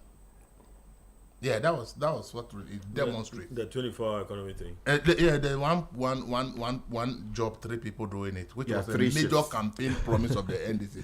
Was just a campaign promise. That was too early. Because if you people are occupying the position 111, and you are coming to add 2 more people each, what then would be the reason for sacking people? It was too early. They had not set up 20. Do you understand it? So clearly, that was the demonstration that promise was just a promise for election's sake.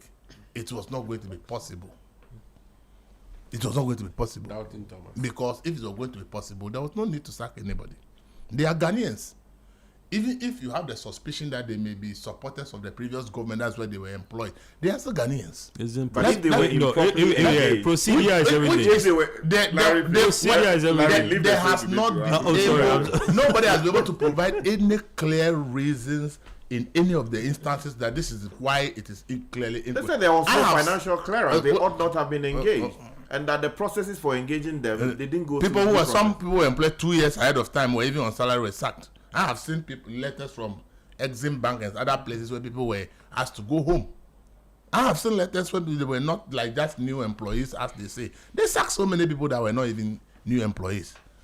People who were head of institutions are now being brought. That people have been brought to be their heads. You remember Osafo Manfo? Do you understand it? You remember Osafo Manfo? Yes. In 2017. Yeah, and that's what. So when it is bad, it is bad. Continue. It's bad. When it is bad, it's bad. Especially for a part of that campaign that one job, 3 people will do it. So everybody will be employed. This was a huge campaign promise. So there was no need to start. And that is one of the bad notes on which President Mama started his government. He had positives, but that one was a very bad decision. And I believe that we should build a country and understand that democracy is about choices. So the person may belong to your opponent. If the person is doing his or her job, let the person work. He's working for the Ghana, not for your government. You may be the government today. The government can change, but that person will be there working for the people of Ghana.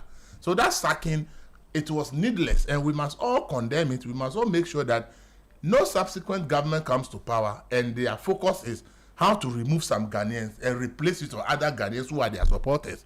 I don't think that we can build a country sustainably on this kind of practice. If you can't create the jobs, say I can't create the jobs.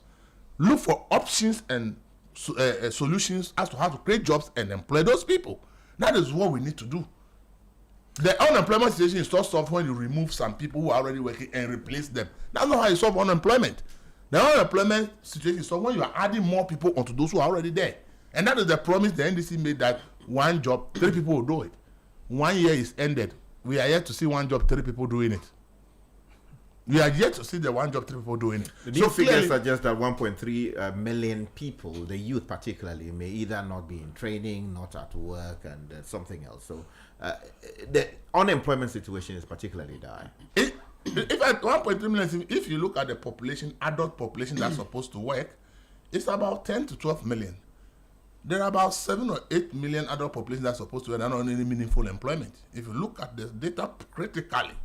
So we have a serious unemployment situation that we should look for solutions.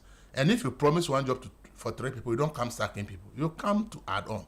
So that was one of the lowest notes that the Mahama second term started. The Chief Justice. The Chief Justice, my position is clear.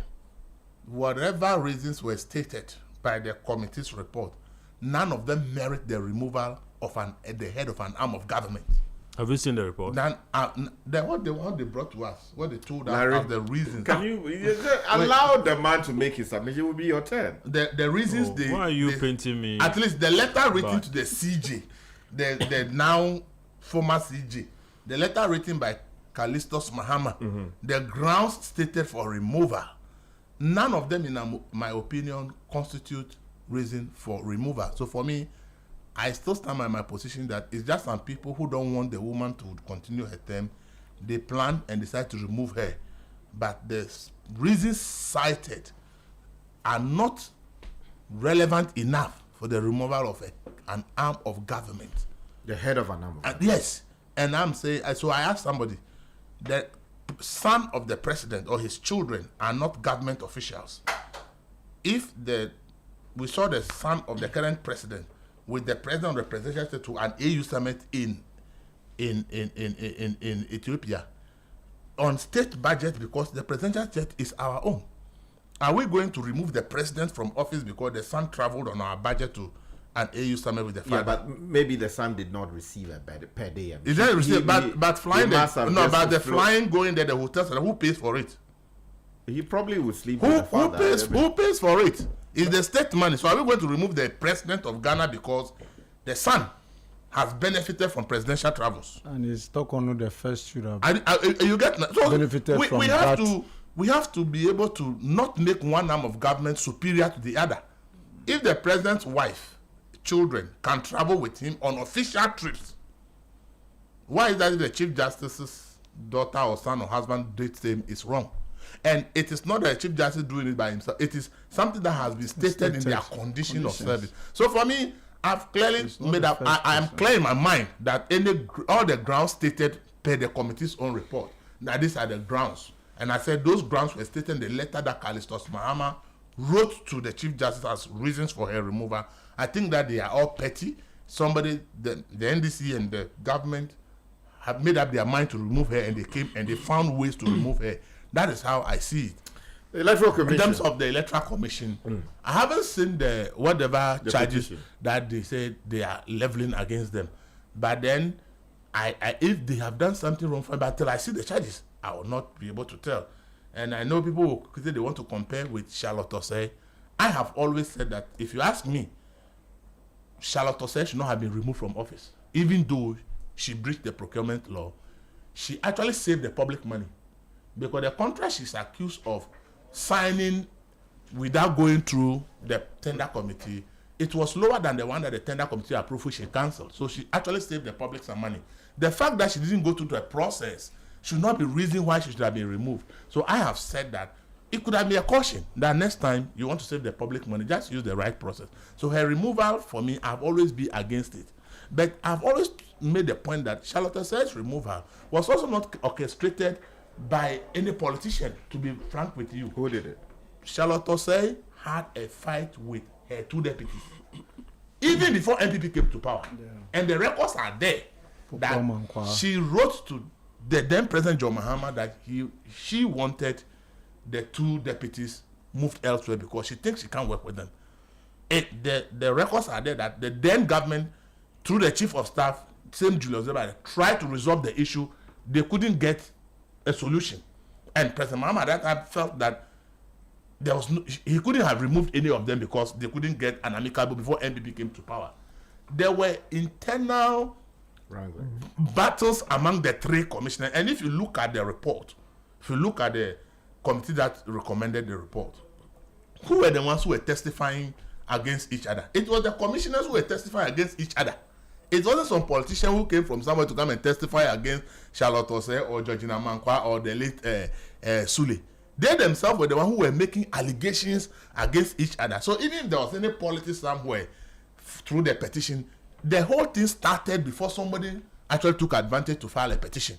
So when we are looking at it there, because Charlotte Osei was removed, somebody else, if the current people there have done anything that merits their removal, if I see it and I think that this merits a removal, I will support it. OSP. But I have not said anything. The ASP, those who are asking for a removal, I have said. And collapsing the office and no, yes, that's what I have personal. My view is simple. I think the OSP will set it up for a purpose. If you look at about 7 to 8 years of operations, they have not really satisfied Ghanaians based on why we set them up. That's my opinion. If I look at the track record of the office as we speak, they've saved us billions. How did they save the money? In investigations they've done, from which and they've which ordered one? certain offices not to be shut down, like Toll, for instance. They intervened there. They did some work with is it Bianca? What is it? See, when we are setting up an office, there is this really expectation of the public. I've said it that Akufo-Addo didn't wake up and set up OSP. OSP, he has promised that he will fight corruption, but it was civil societies who were on top of their voice, that they believe that because the AG is the chief advisor to government, legal advisor to government, he cannot really fight corruption. And they cited a lot of reasons why they think the AG is not doing, and they think that there should be another office. That is why the OSP was set up. The OSP set up, we also, Martin Amido's era, we have our own issues with Martin, but this particular leadership with Kisia Jabin. Even if you mention Kisia Jabin, they'll respond. They brought themselves into the media space as if it is confrontation with people. And I think that is what is leading for people to call for their removal.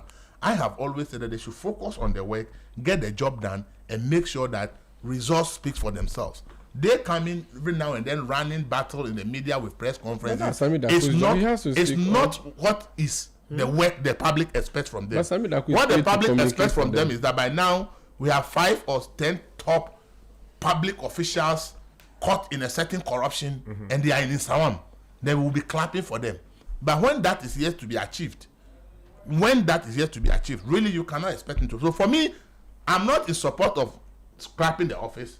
If we have issues with the person handling the office, I would think the person should go. If there's good grounds for the person to go, but for the office of the OSP, I can tell you that we'll be doing ourselves a lot of disservice if we scrap that office. We should look for the rightful person to handle it. I have my opinion. I have said, if anybody is to become the SP, the person must have between 15 to 20 years of prosecution at the court, and the person must have between 70 to 80% success rate in the criminal prosecution the person has done within the 15 to 20 years. Then the person would have to be coming from the aegis department. I think with that kind of track record, if the person has that kind of, and is leading the OSP, I think we'll get better results. Okay. Kisi may be very good law lecturer, but I don't think that putting somebody who is a law lecturer as head of OSP will give it the result. And that is why I'm asking that if we are going to have a next SP,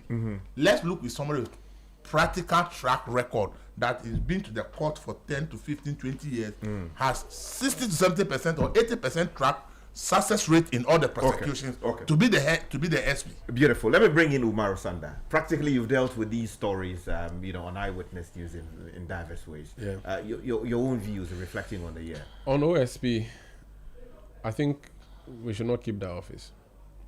And I'm speaking as someone, the first journalist to have entered the office of special prosecutor when it was a 2-bedroom house at Laboni. And I have seen the work that Matiamido at the time tried to do with his deputy. They were like 10 or 15 people. Then after a lot of lobbying, they got this building near Parliament House, 11-story building.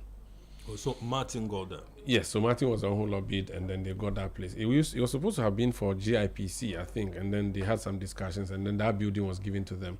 In fact, they even intended that it should be shared with the GIPC, but he made the point that they are a security institution, they cannot be sharing the same space. So there was this whole plan he had with the place. But you see, the fact that we've set up the place 4 or 5 years, and people are not seeing the results is like your club, Chelsea.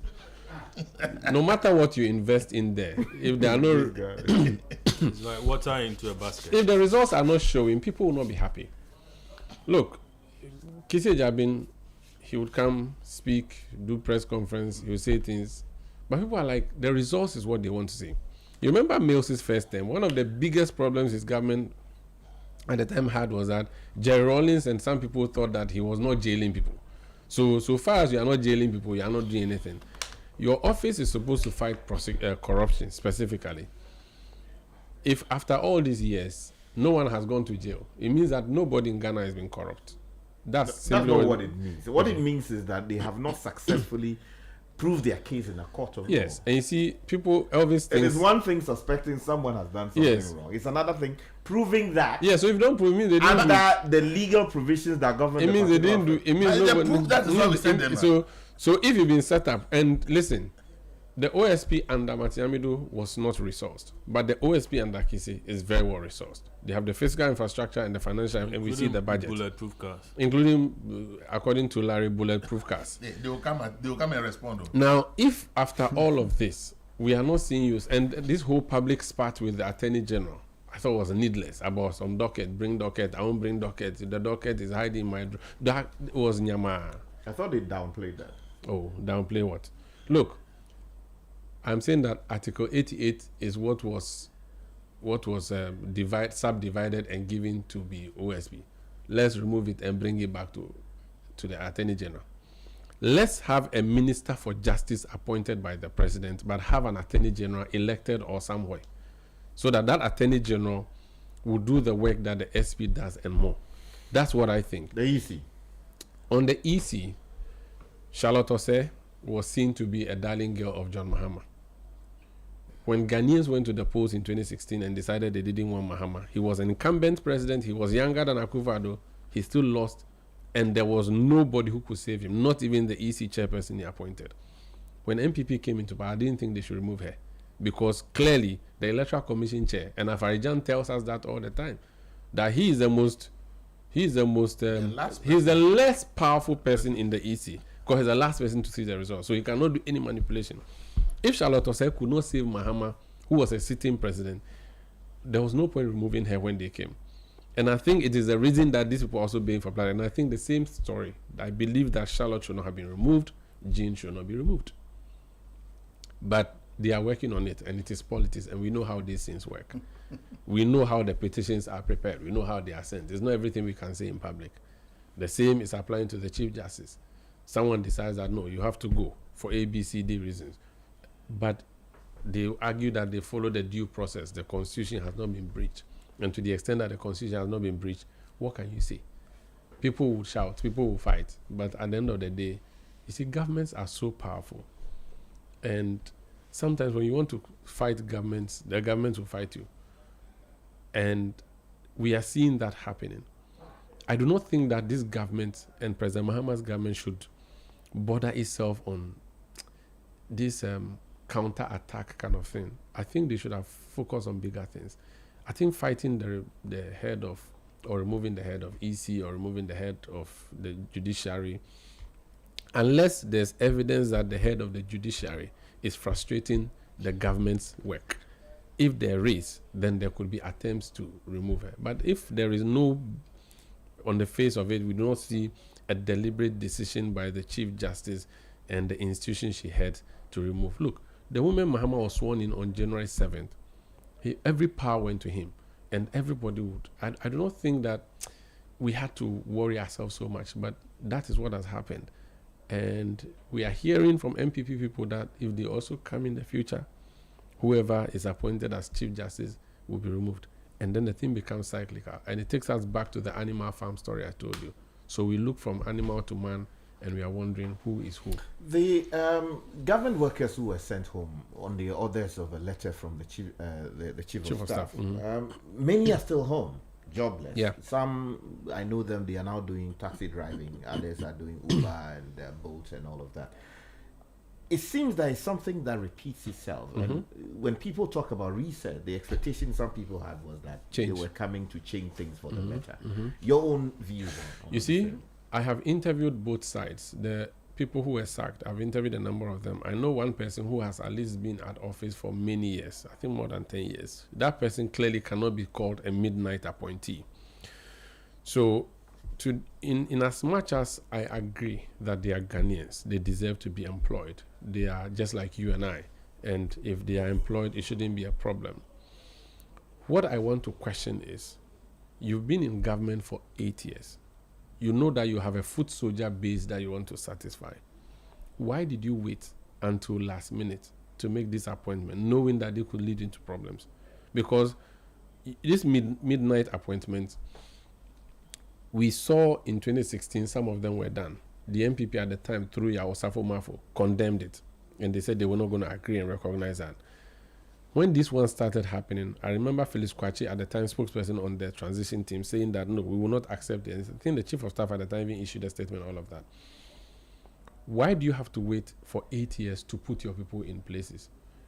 Why did you, over the period, for a government, the NPP manifesto of 2016 was titled An Agenda for Jobs.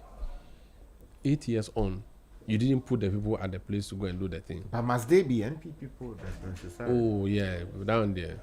That is what we have. That is normal. It's wash your back. Normalized. So you come in and you serve your people. And I'm saying that if you won't serve your people, if they are competent, give them jobs. But you would have done this all this while. Why do you wait until you are voted out? Because the moment you are voted out, everything you are doing, people are watching you with suspicion. And mind you, the place you are sending the worker to, there are other people there who choke. And once they choke, because when you come, it means that there will be too many people for the small pot of soup.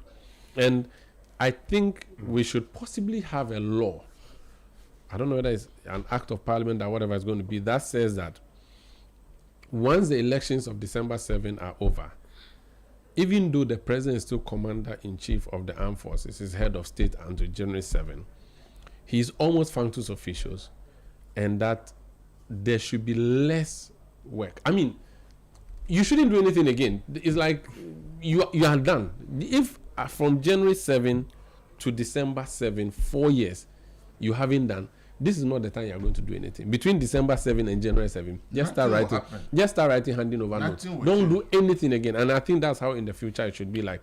Unless maybe key major national security matters. But things like employment, no. This is the time you come to give an employment letter and even backdate it according to what the government is doing. It's claiming that some of the letters were backdated. That's even criminal. And Felix Kwachi, when I interviewed him, said due procedure was not followed. And so if due procedure was not followed, they will remove the people. So the beneficiaries there, they have not done anything wrong. I think they should carry their letters and go and fight the people who gave them the last minute appointment when they could have given them early appointments. Elvis, but let me move to Andy. Richard, so those midnight appointments, I don't support it. Like Omaru said, you have some full soldier base to satisfy. So why wait until January 6th, a day to exit office, then you start handing over appointment letters to your party full soldiers? I don't support it. That should be condemned. We shouldn't encourage it. But I maintain that those that were appointed 2 years back, but because we're tagged MPP and sacked under the clock that they were not procedurally engaged, I don't support it. Because you see, from what we are picking up, should MPP come to power tomorrow, the situation will be different. And that is where we don't want to get into that arena. As in they will also fire people. Yes, they'll fire people. Between myself and you, we don't need a soothsayer. People are so angry, they are livid that this is happening to them, and they'll pay back. There'll be that kind of retaliation. And because we want to build a progressive Ghana, a very united Ghana, I think we must be moving from that politics of equalization. You have done this to me. When I come to power, I must also do it. No, attempts to equalize will not help. Like Elvis said, when you promise job, when you come, you don't sack people and employ people. It's the same thing. So when you check the average, you check the number, it's the same number. You are not adding. It is better government begins to think outside the box, some ingenuity to employ more people. Like in the security service, when you pick somebody into the security service, you give the person training, and because you say, oh, I've come to power, they were not recruited properly, blah, blah, and you leave them to go, or you sack them. People who have been trained in weapon handling. Do you know the number of armed robbers you have left to go up to the streets? They could become security guards, watchmen. Oh, I'll glorify one. So you see, we should just be careful. When we are dealing with this unemployment issue, we sack this person. But the midnight ones, I have problem with it. Okay. Chief Justice. Chief Justice, yes. I am always for institutions of state that when we build institutions, we don't need strong men. Everything will work. You don't need to go and pay somebody allegedly before you get something done. And I see the removal or the attack on the judiciary as having some economic implications. Because you can strengthen your cyber security just to assure people, investors, that, listen, the space is good, they will not be scammed and blah, blah, blah. But when the credibility, the independence of the judiciary is under attack, people too will not feel comfortable in terms when there are issues that they have to go to this same body for adjudication and whatever. So you see, as for the Chief Justice, because prior to the elections, some comments were made. Is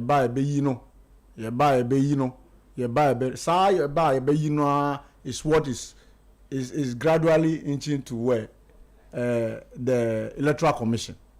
That is why I think that the recommendation by the Constitutional Review Commission that, one, the mode of appointment, their security of office, all those things ought to be strengthened. And when we go by that, I think we'll make some headway. Kisi Ajabin, OSP. You know, President Mahama even said that there's this distrust for the Attorney General's office. So when Omar was saying that they should send prosecutions back to the AG office, for me, I was confused. Because the president said that because the Attorney General is one of our own. You think that Dominic Carini will have that temerity to prosecute Ato forcing the finance minister? Well, we saw a string of nolle prosequi filed. Yes.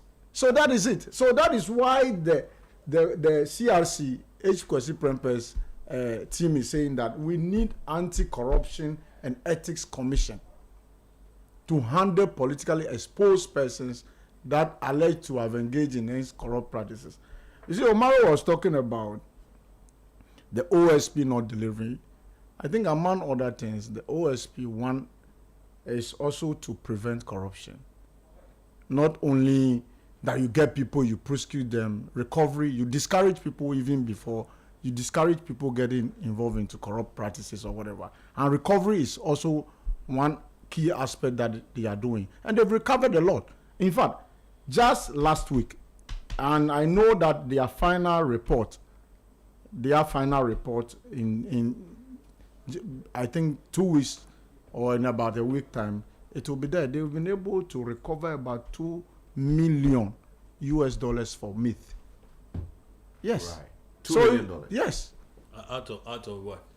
Oh no, this is a fraction They have that I'm recovered. telling you. That's recovered. They will put the total figure The figures out out. in the report. When the reports are out. In the end of year report. You know they come out quarterly with their report. Their reports, yes. I mean that is the mandate of the office.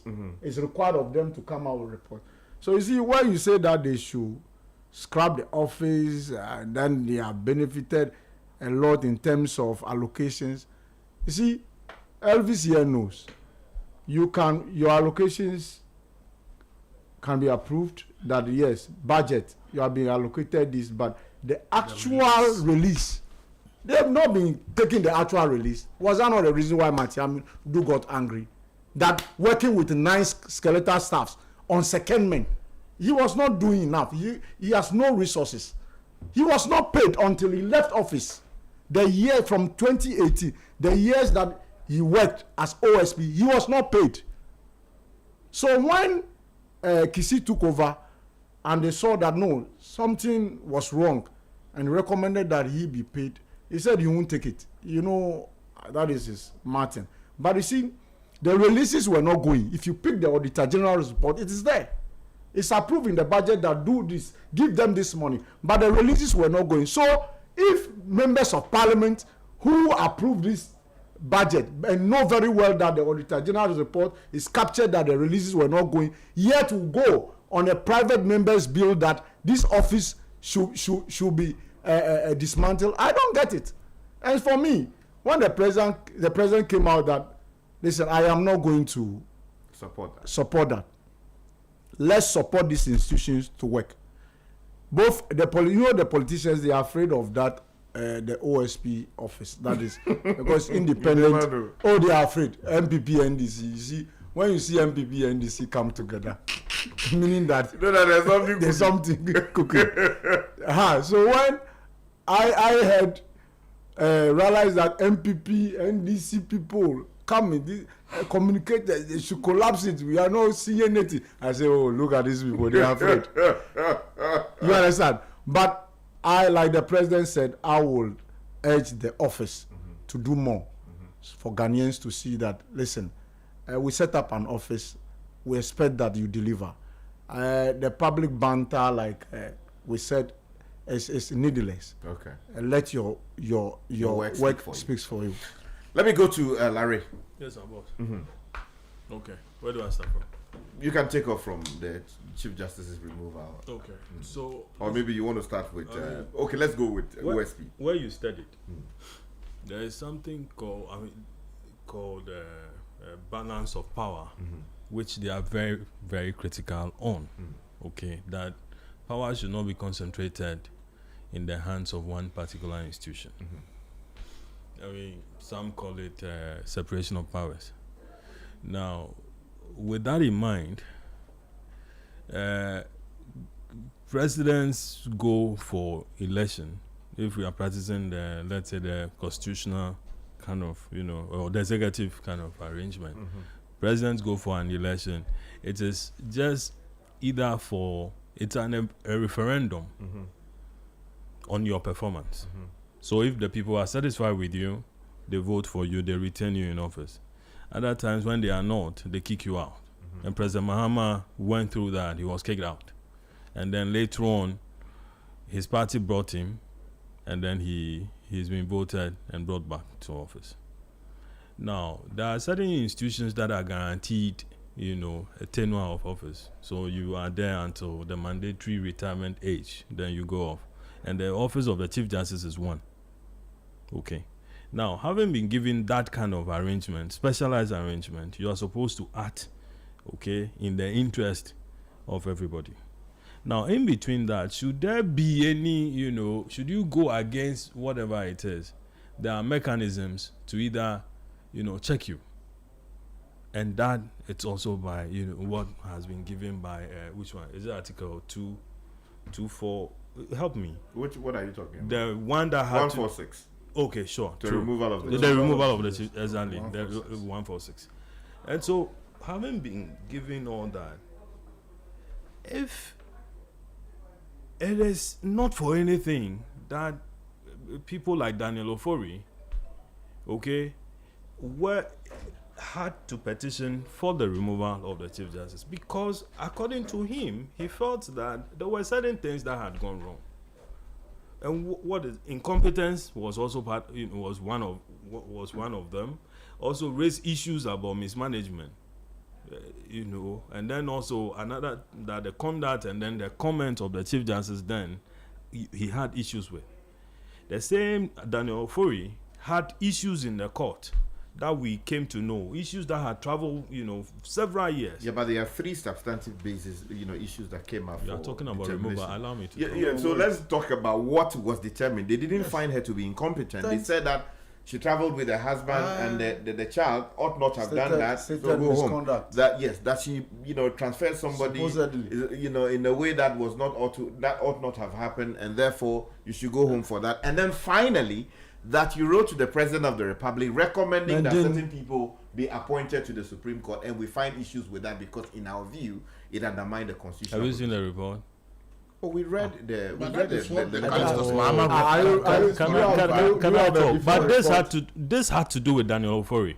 Yes, because the petition that because you see, the committee made definite pronouncements as to what they found and what they did not find. The basis for the removal. These are the three main grounds for the removal that we saw. And I'm saying let's confine ourselves to that. Yeah, that is what I've confined I have limited myself to. You're talking about incompetence. There's nothing about I'm saying that incompetence also had issues in there. It was raised, but there was no finding of incompetence made. Do you know, as I sit here, I haven't seen the report by the Puaman Committee because I haven't seen that. Okay. I haven't seen that. Yeah, but there was a letter from the Callistus Mahama. Can you pull that one out? Let's see. Oh no, I can pull it out. So you see, I mean, these are tools. The petition, they are tools in the hands of the ordinary Ghanaian who has issues with how that office is being run. That the officials there cannot go or are not putting themselves up for an election for us to make a pronouncement on their performance. However, there's a tool that we have, or a mechanism that we have, that if you are not going according to our expectation, we can evoke that particular thing and then get you off if that has to be done. Presidents have been voted in and out of office. I mean, an EC boss has been removed out of office. Okay? And now we have a Chief Justice who has been removed out of office. For me, I think that I don't have any issue with that. You don't have any issue. Let's move to the I don't. the Oh, OSP. would you allow me to finish? I don't have any issue with that because it sets as a very good example for others who occupy that same office, so that when they act according to how this lady, acted. Allegedly. Allegedly. Because you are talking about incompetence. Let's deal now with the OSP. OSP. I mean, Kankam a while ago mentioned about how some $2 million has been retrieved. Let me tell you, Kankam. That's a fraction. I said the full report will come. Will be out. I'm sure that you see. Why you're disputing I'm his saying figure. it I'm on not the basis disputing that it. they are also in there to recover. Can I talk? You understand? Can I talk? Okay. I'm sure that $2 million is coming from Sledge. I don't know. Sledge. Yes. Do you know why I'm saying that? Yeah. They called me. Okay. OSP called because we had done some story on the Sledge, and a Japan, myth, all these stories were Herald stories that we did. Then when the change happened, we got some other contacts in there. Then we had some story, and then we got information about how some $94 million was given to this particular Dr. Sledge. So the OSP called and said that they wanted us to assist them, with whatever I told them I wasn't coming. I wasn't coming because then the same institution had invited me over this Eka Energy matter, where journalists were being, money was being spread all over the place. Politicians were collecting, people who were acting as CSOs or whatever, consumer, whatever. They were all collecting money all over the place. They called. I gave them whatever they wanted. They never for once followed up or even made mention of it during their numerous press conferences. Okay, so I was like, listen, you didn't investigate that one. How are you expecting me to come to you to investigate this? Investigations take time. My friend, listen, if they are acting, I know what it is. You and I are non-novices. The fact that I become a lawyer today, I beg you, we've been traveling here many. See, so then I decided not to go. So if, let's say, out of $94 million, the man is, we are supposed to praise him for retrieving $2 million. Why do you conclude that is I think you mentioned it. You mentioned it. I said I said but he the has data not recovery. giving us the source. Let me tell you. The recovery. Okay, let me give you the source. And The that last is time full he did recovery, the last time they did a press conference, they mentioned Dr. Sledge as one of the persons that they were investigating. Yeah, but that doesn't mean that he's Oh, the But they have president. recovered. Listen. Even the payroll scam, they done some Listen, recovery. I'm saying you mentioned the myth. Oh yes, Yeah, but you mentioned- do you know He the level of mentioned fire? myth, and I'm But saying you that know the level myth of- investigation that the OSP is doing. Nobody is disputing that, but they are investigating. a whole lot I'm of saying that the issues. myth investigation Is that it- the OSP is doing is is limited Larry- to Dr. Sledge. The packet of issues they are. Larry, Oh, he why? made his point. You are trying to Expand sort of his point. forecast. Expand his into point. what will most I'm- likely no, have been the source of listen. the I'm recovery. not forecasting. I know what is happening there. You talk. Okay, let's Yeah. make progress. Okay, Let's deal with- which so, other one? so we have the people who were sent home. Yeah. No, so should OSP stay or not? I'm not finished. Yeah, it's so okay. Quickly, do you want OSP to stay or Or Kissy. I don't know. you don't know? No, I don't know. You don't know. Yeah, I don't know because listen, a lot of things have been played out there. Do you understand? Umaru's point. It's been spoken about many times Larry, about should the office stay or not? about how that power has been delegated to him. The Attorney General's power had been delegated to him. So should they scrap the office? Is it a As delegation the Honorable of- Mahama is it- Okay, so I am Is the OSP under the Attorney General? I am for Is not the bringing. OSP under the I am control of the for. Attorney General? No. No. I am But- for but- bringing the OSP under the Attorney Let's bring General. clarity Okay, to wait, this let me matter. ask Sky. Yes. Can the Attorney General enter nolli prosequa in an in a proceeding by the OSP? Well, the explanation and based on the architecture as established by the statute establishing the OSP, it is argued that the Attorney General should not be able to. It's an independent of it. But the fact is, constitutionally, the authority to prosecute for crimes committed against the state Is AG. and other people is the Attorney General who should do that. But by reason of our own understanding of what we want to do with corruption, we decided to hire of that office and give the power to somebody else to lead it. So it would legally, in pure legal terms, it is possible to say that the AG should be able to do that. But when you talk about good governance the OSP is and related underage. matters, constitutionally, They mean should be able to do it. But OSP is underage. No, but in terms of what is good governance and all of these things we talk about, the age issue. But No, it it's has not been amended. So why do you hide the power off to somebody when that has not been amended? Yes, Talking about the petitions for removal of the EC. Yes. I think that is not the issue. Okay, I mean, hey, somebody again. There is an officer there who had been interdicted, and then he took. I think he was supposed to be prosecuted, and then he was going to the court. The people weren't showing up. Eventually, the case was discontinued, and so on. And this guy, instead of being reinstated, he has not been reinstated. He's the one who has filed, a petition for the removal of the EC. Yeah, but there's only a requirement that you should be a citizen of the republic, or not even a citizen, maybe to some extent. And this, I mean, immediately the petition was received, it was handed over to the CJ. Mm-hmm. I mean, unless of course we want to say that the CJ is that conveyor belt. The presidency said they are just a conveyor belt. Yes, it's been there. They are supposed to use their technical whatever, their expertise to decide. The same way Sofa Akufo also used her expertise to set up a committee that got Charlotte Osei removed. Okay? It's the same expertise, legal expertise. That is what we are dealing with. Let's believe me. So Larry, your heart of hearts. Let me finish. No, wait. Your heart of hearts. When you hear NDC senior party officers say, "Oh, they will go. We'll remove them. Are you happy?" Oh. Even before these petitions are sent to the president. Kankam, it is not in my place to be happy or not to be happy. You are satisfied with that? Do you understand? For me, the process has to be tested. No, I haven't said they should go. I'm saying that the process has to be tested. But as far as you are concerned, at the end of the day, do you know something?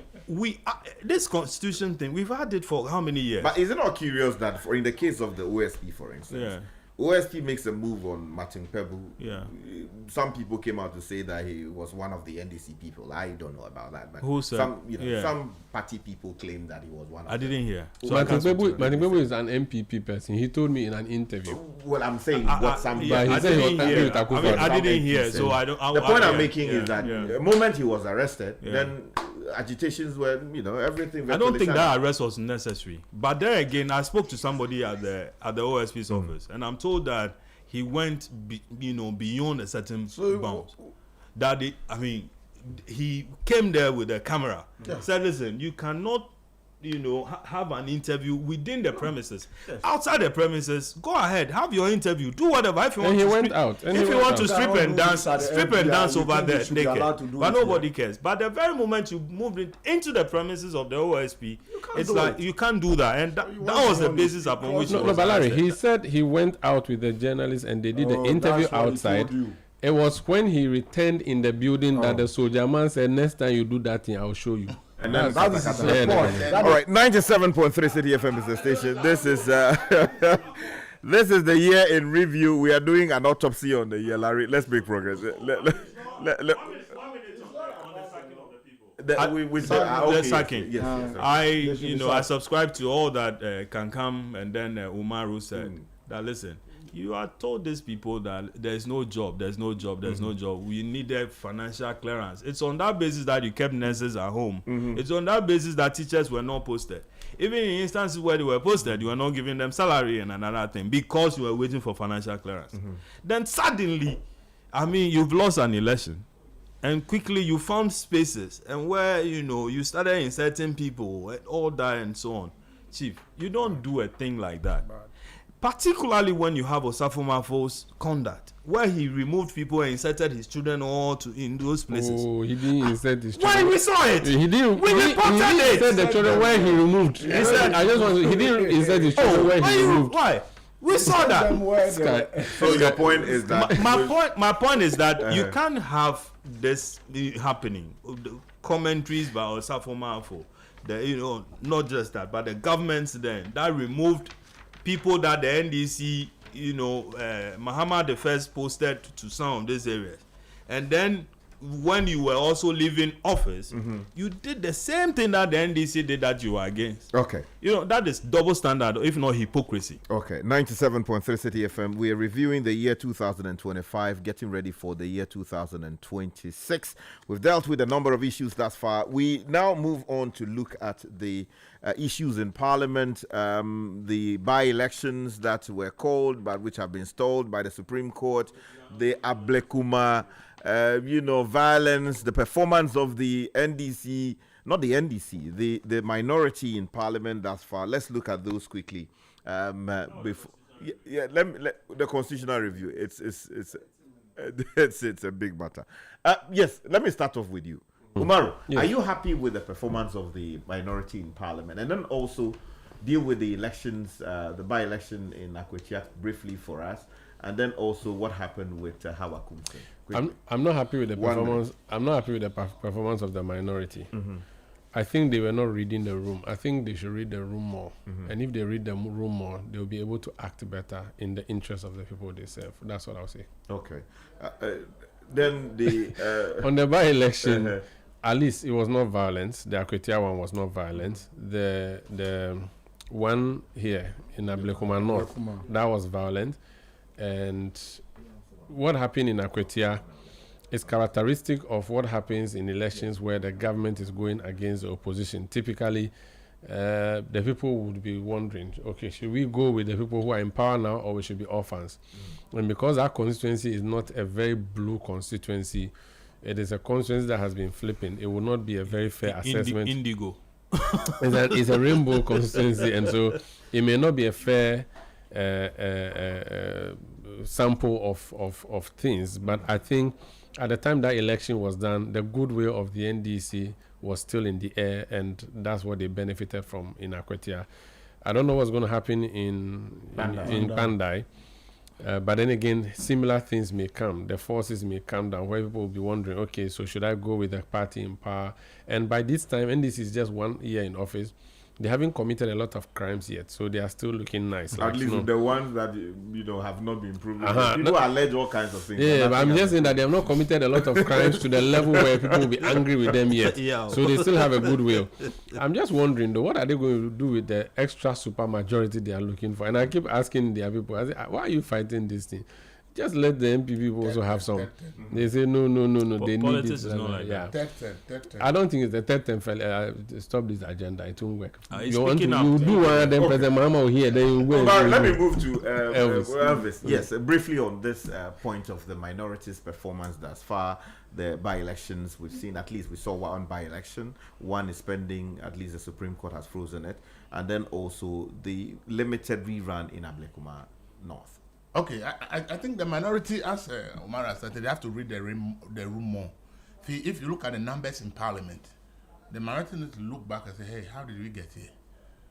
It's not about the fighting that got us here. Probably the E-levy, the fight and the things rather got them where they are. Akufo-Addo and led when them you are in there. opposition, you shouldn't rather be fighting. Larry saying something. I think that the fighting You that they agree. are sometimes, what we try the vetting and the rest, my advice to them is that Ghanaians are getting used to a democracy where they want to see the minority hold the government to things that they know that this is really important to us, the ordinary people.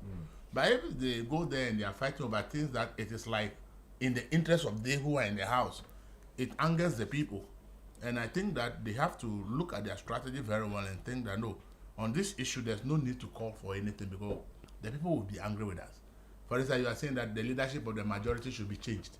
It's not your duty or your business to tell who leads the majority.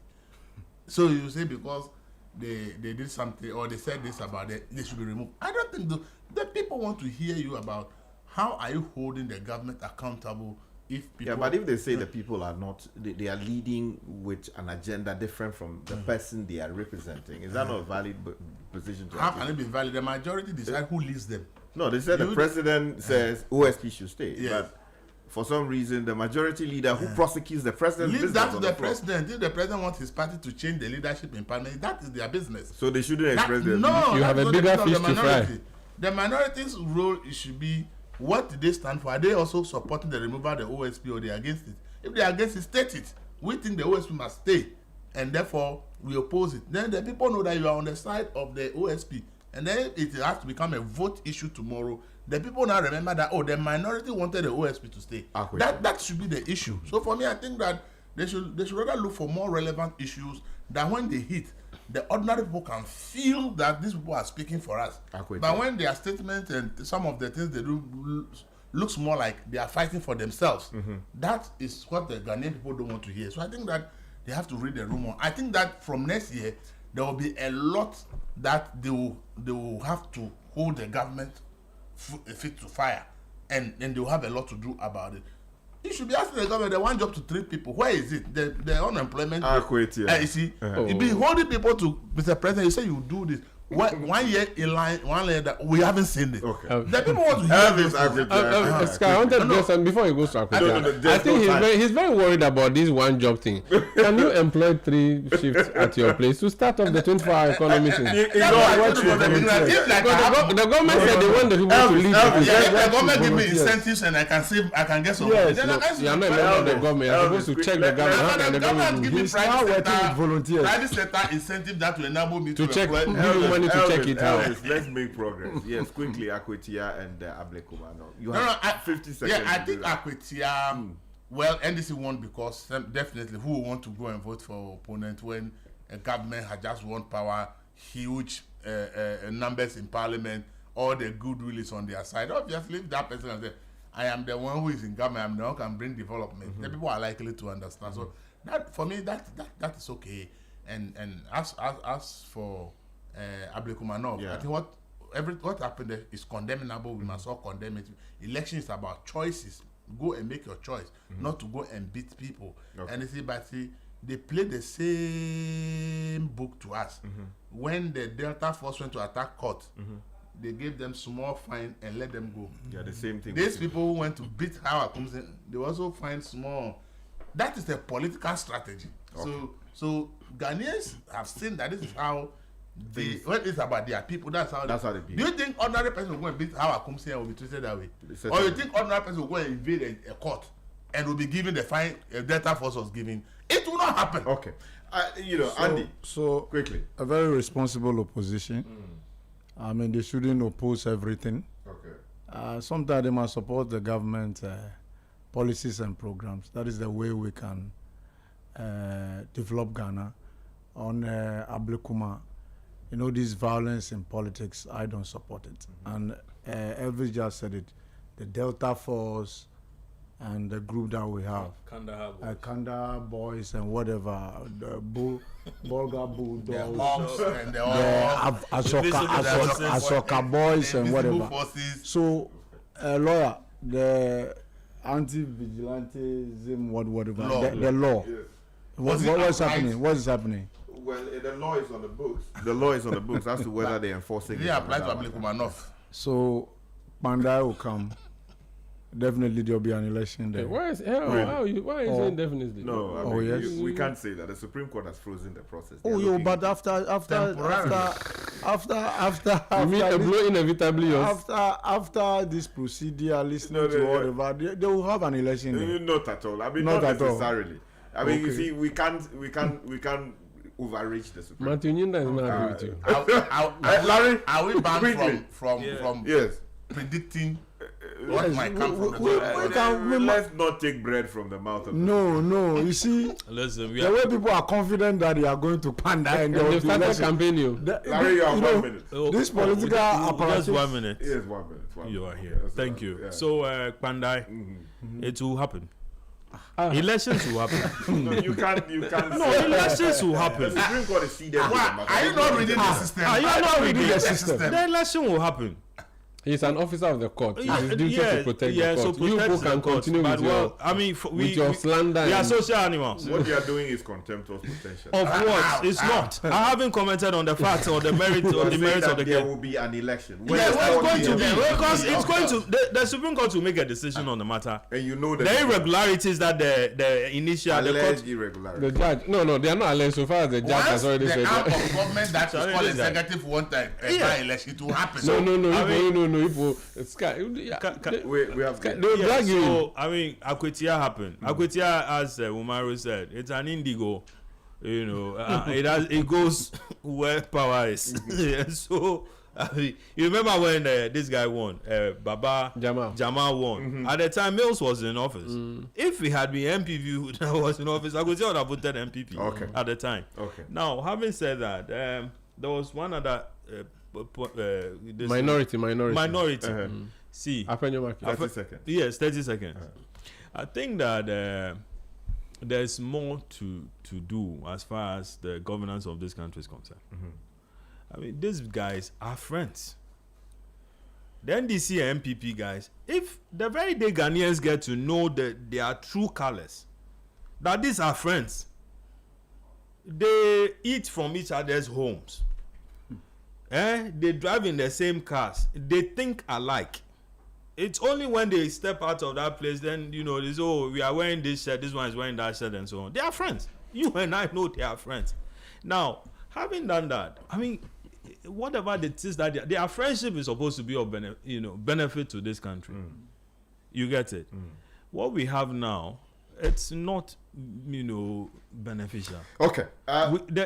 Why? Why are you in a hurry? No, Larry, it's time. Yes, it's time. But giving me why? You allowed them. We have to wrap up. He's going for 31st night. We have to wrap up. Larry, forgive me, but we have to wrap up. You get it? I mean, they should close their ranks and do things better for this country so that we all we all enjoy. Not that they sit and then you have reported beautiful. So now we are bringing the review to a close. For some reason, we've not had your comments because we had difficulty with the text lines. But I've taken note of the fact that some people have sent me messages behind the scenes saying that they had difficulty getting through to our lines. But it is what it is. Thank you so much for helping me do this important review. I just want to give 30 seconds to all of you as to what you expect in the year 2026 MPP election. Quickly, yes. 2026. I expect to see the National Cathedral converted into something that would benefit Ghana. Okay. Elvis. 30 seconds. 30 seconds. Are you sure? Elvis cannot speak for 30 seconds. I think that the microeconomics, for me, I'm more of economics goes well so that money can reflect in our pockets and more jobs can be created because the unemployment rate in the country is becoming more alarming. Andy. Enhanced security and galamsey fight. Our leaders, they should be decisive. Larry. I think that the governance process must be further enhanced. People who fell foul of the law should be punished. Beautiful. So that, we serve as a deterrent to all others who are thinking or even dreaming about it. Anything short of that, I mean, I wouldn't be happy. The constitutional review also must, be carried out effectively. This thing about, the third term thing that we are hearing, that people are forcing the president to go on third term. I doubt if that is going to happen because it's going to put NDC in disarray. And once the governing party is in disarray, the governance process will be, Like, what about the view that... Thank you so much, gentlemen. Larry Dogbe from the Herald newspaper, Umar Sanda Amadou in-house, Elvis Dako from the New Center newspaper, and Andy Kankambwedu, my brother from the Informer newspaper. My name is Richard Sky. It's been the very last edition of the Citi Breakfast Show, year in review, autopsy of the year 2025. We have effectively brought the show to a close. Thank you so much. I wish you all the best. I will see you in the year 2026. Thank you for supporting us. Thank you for being with us. Thank you for everything you have done to keep Citi FM running, Channel 1 running. We bless you and thank you so much.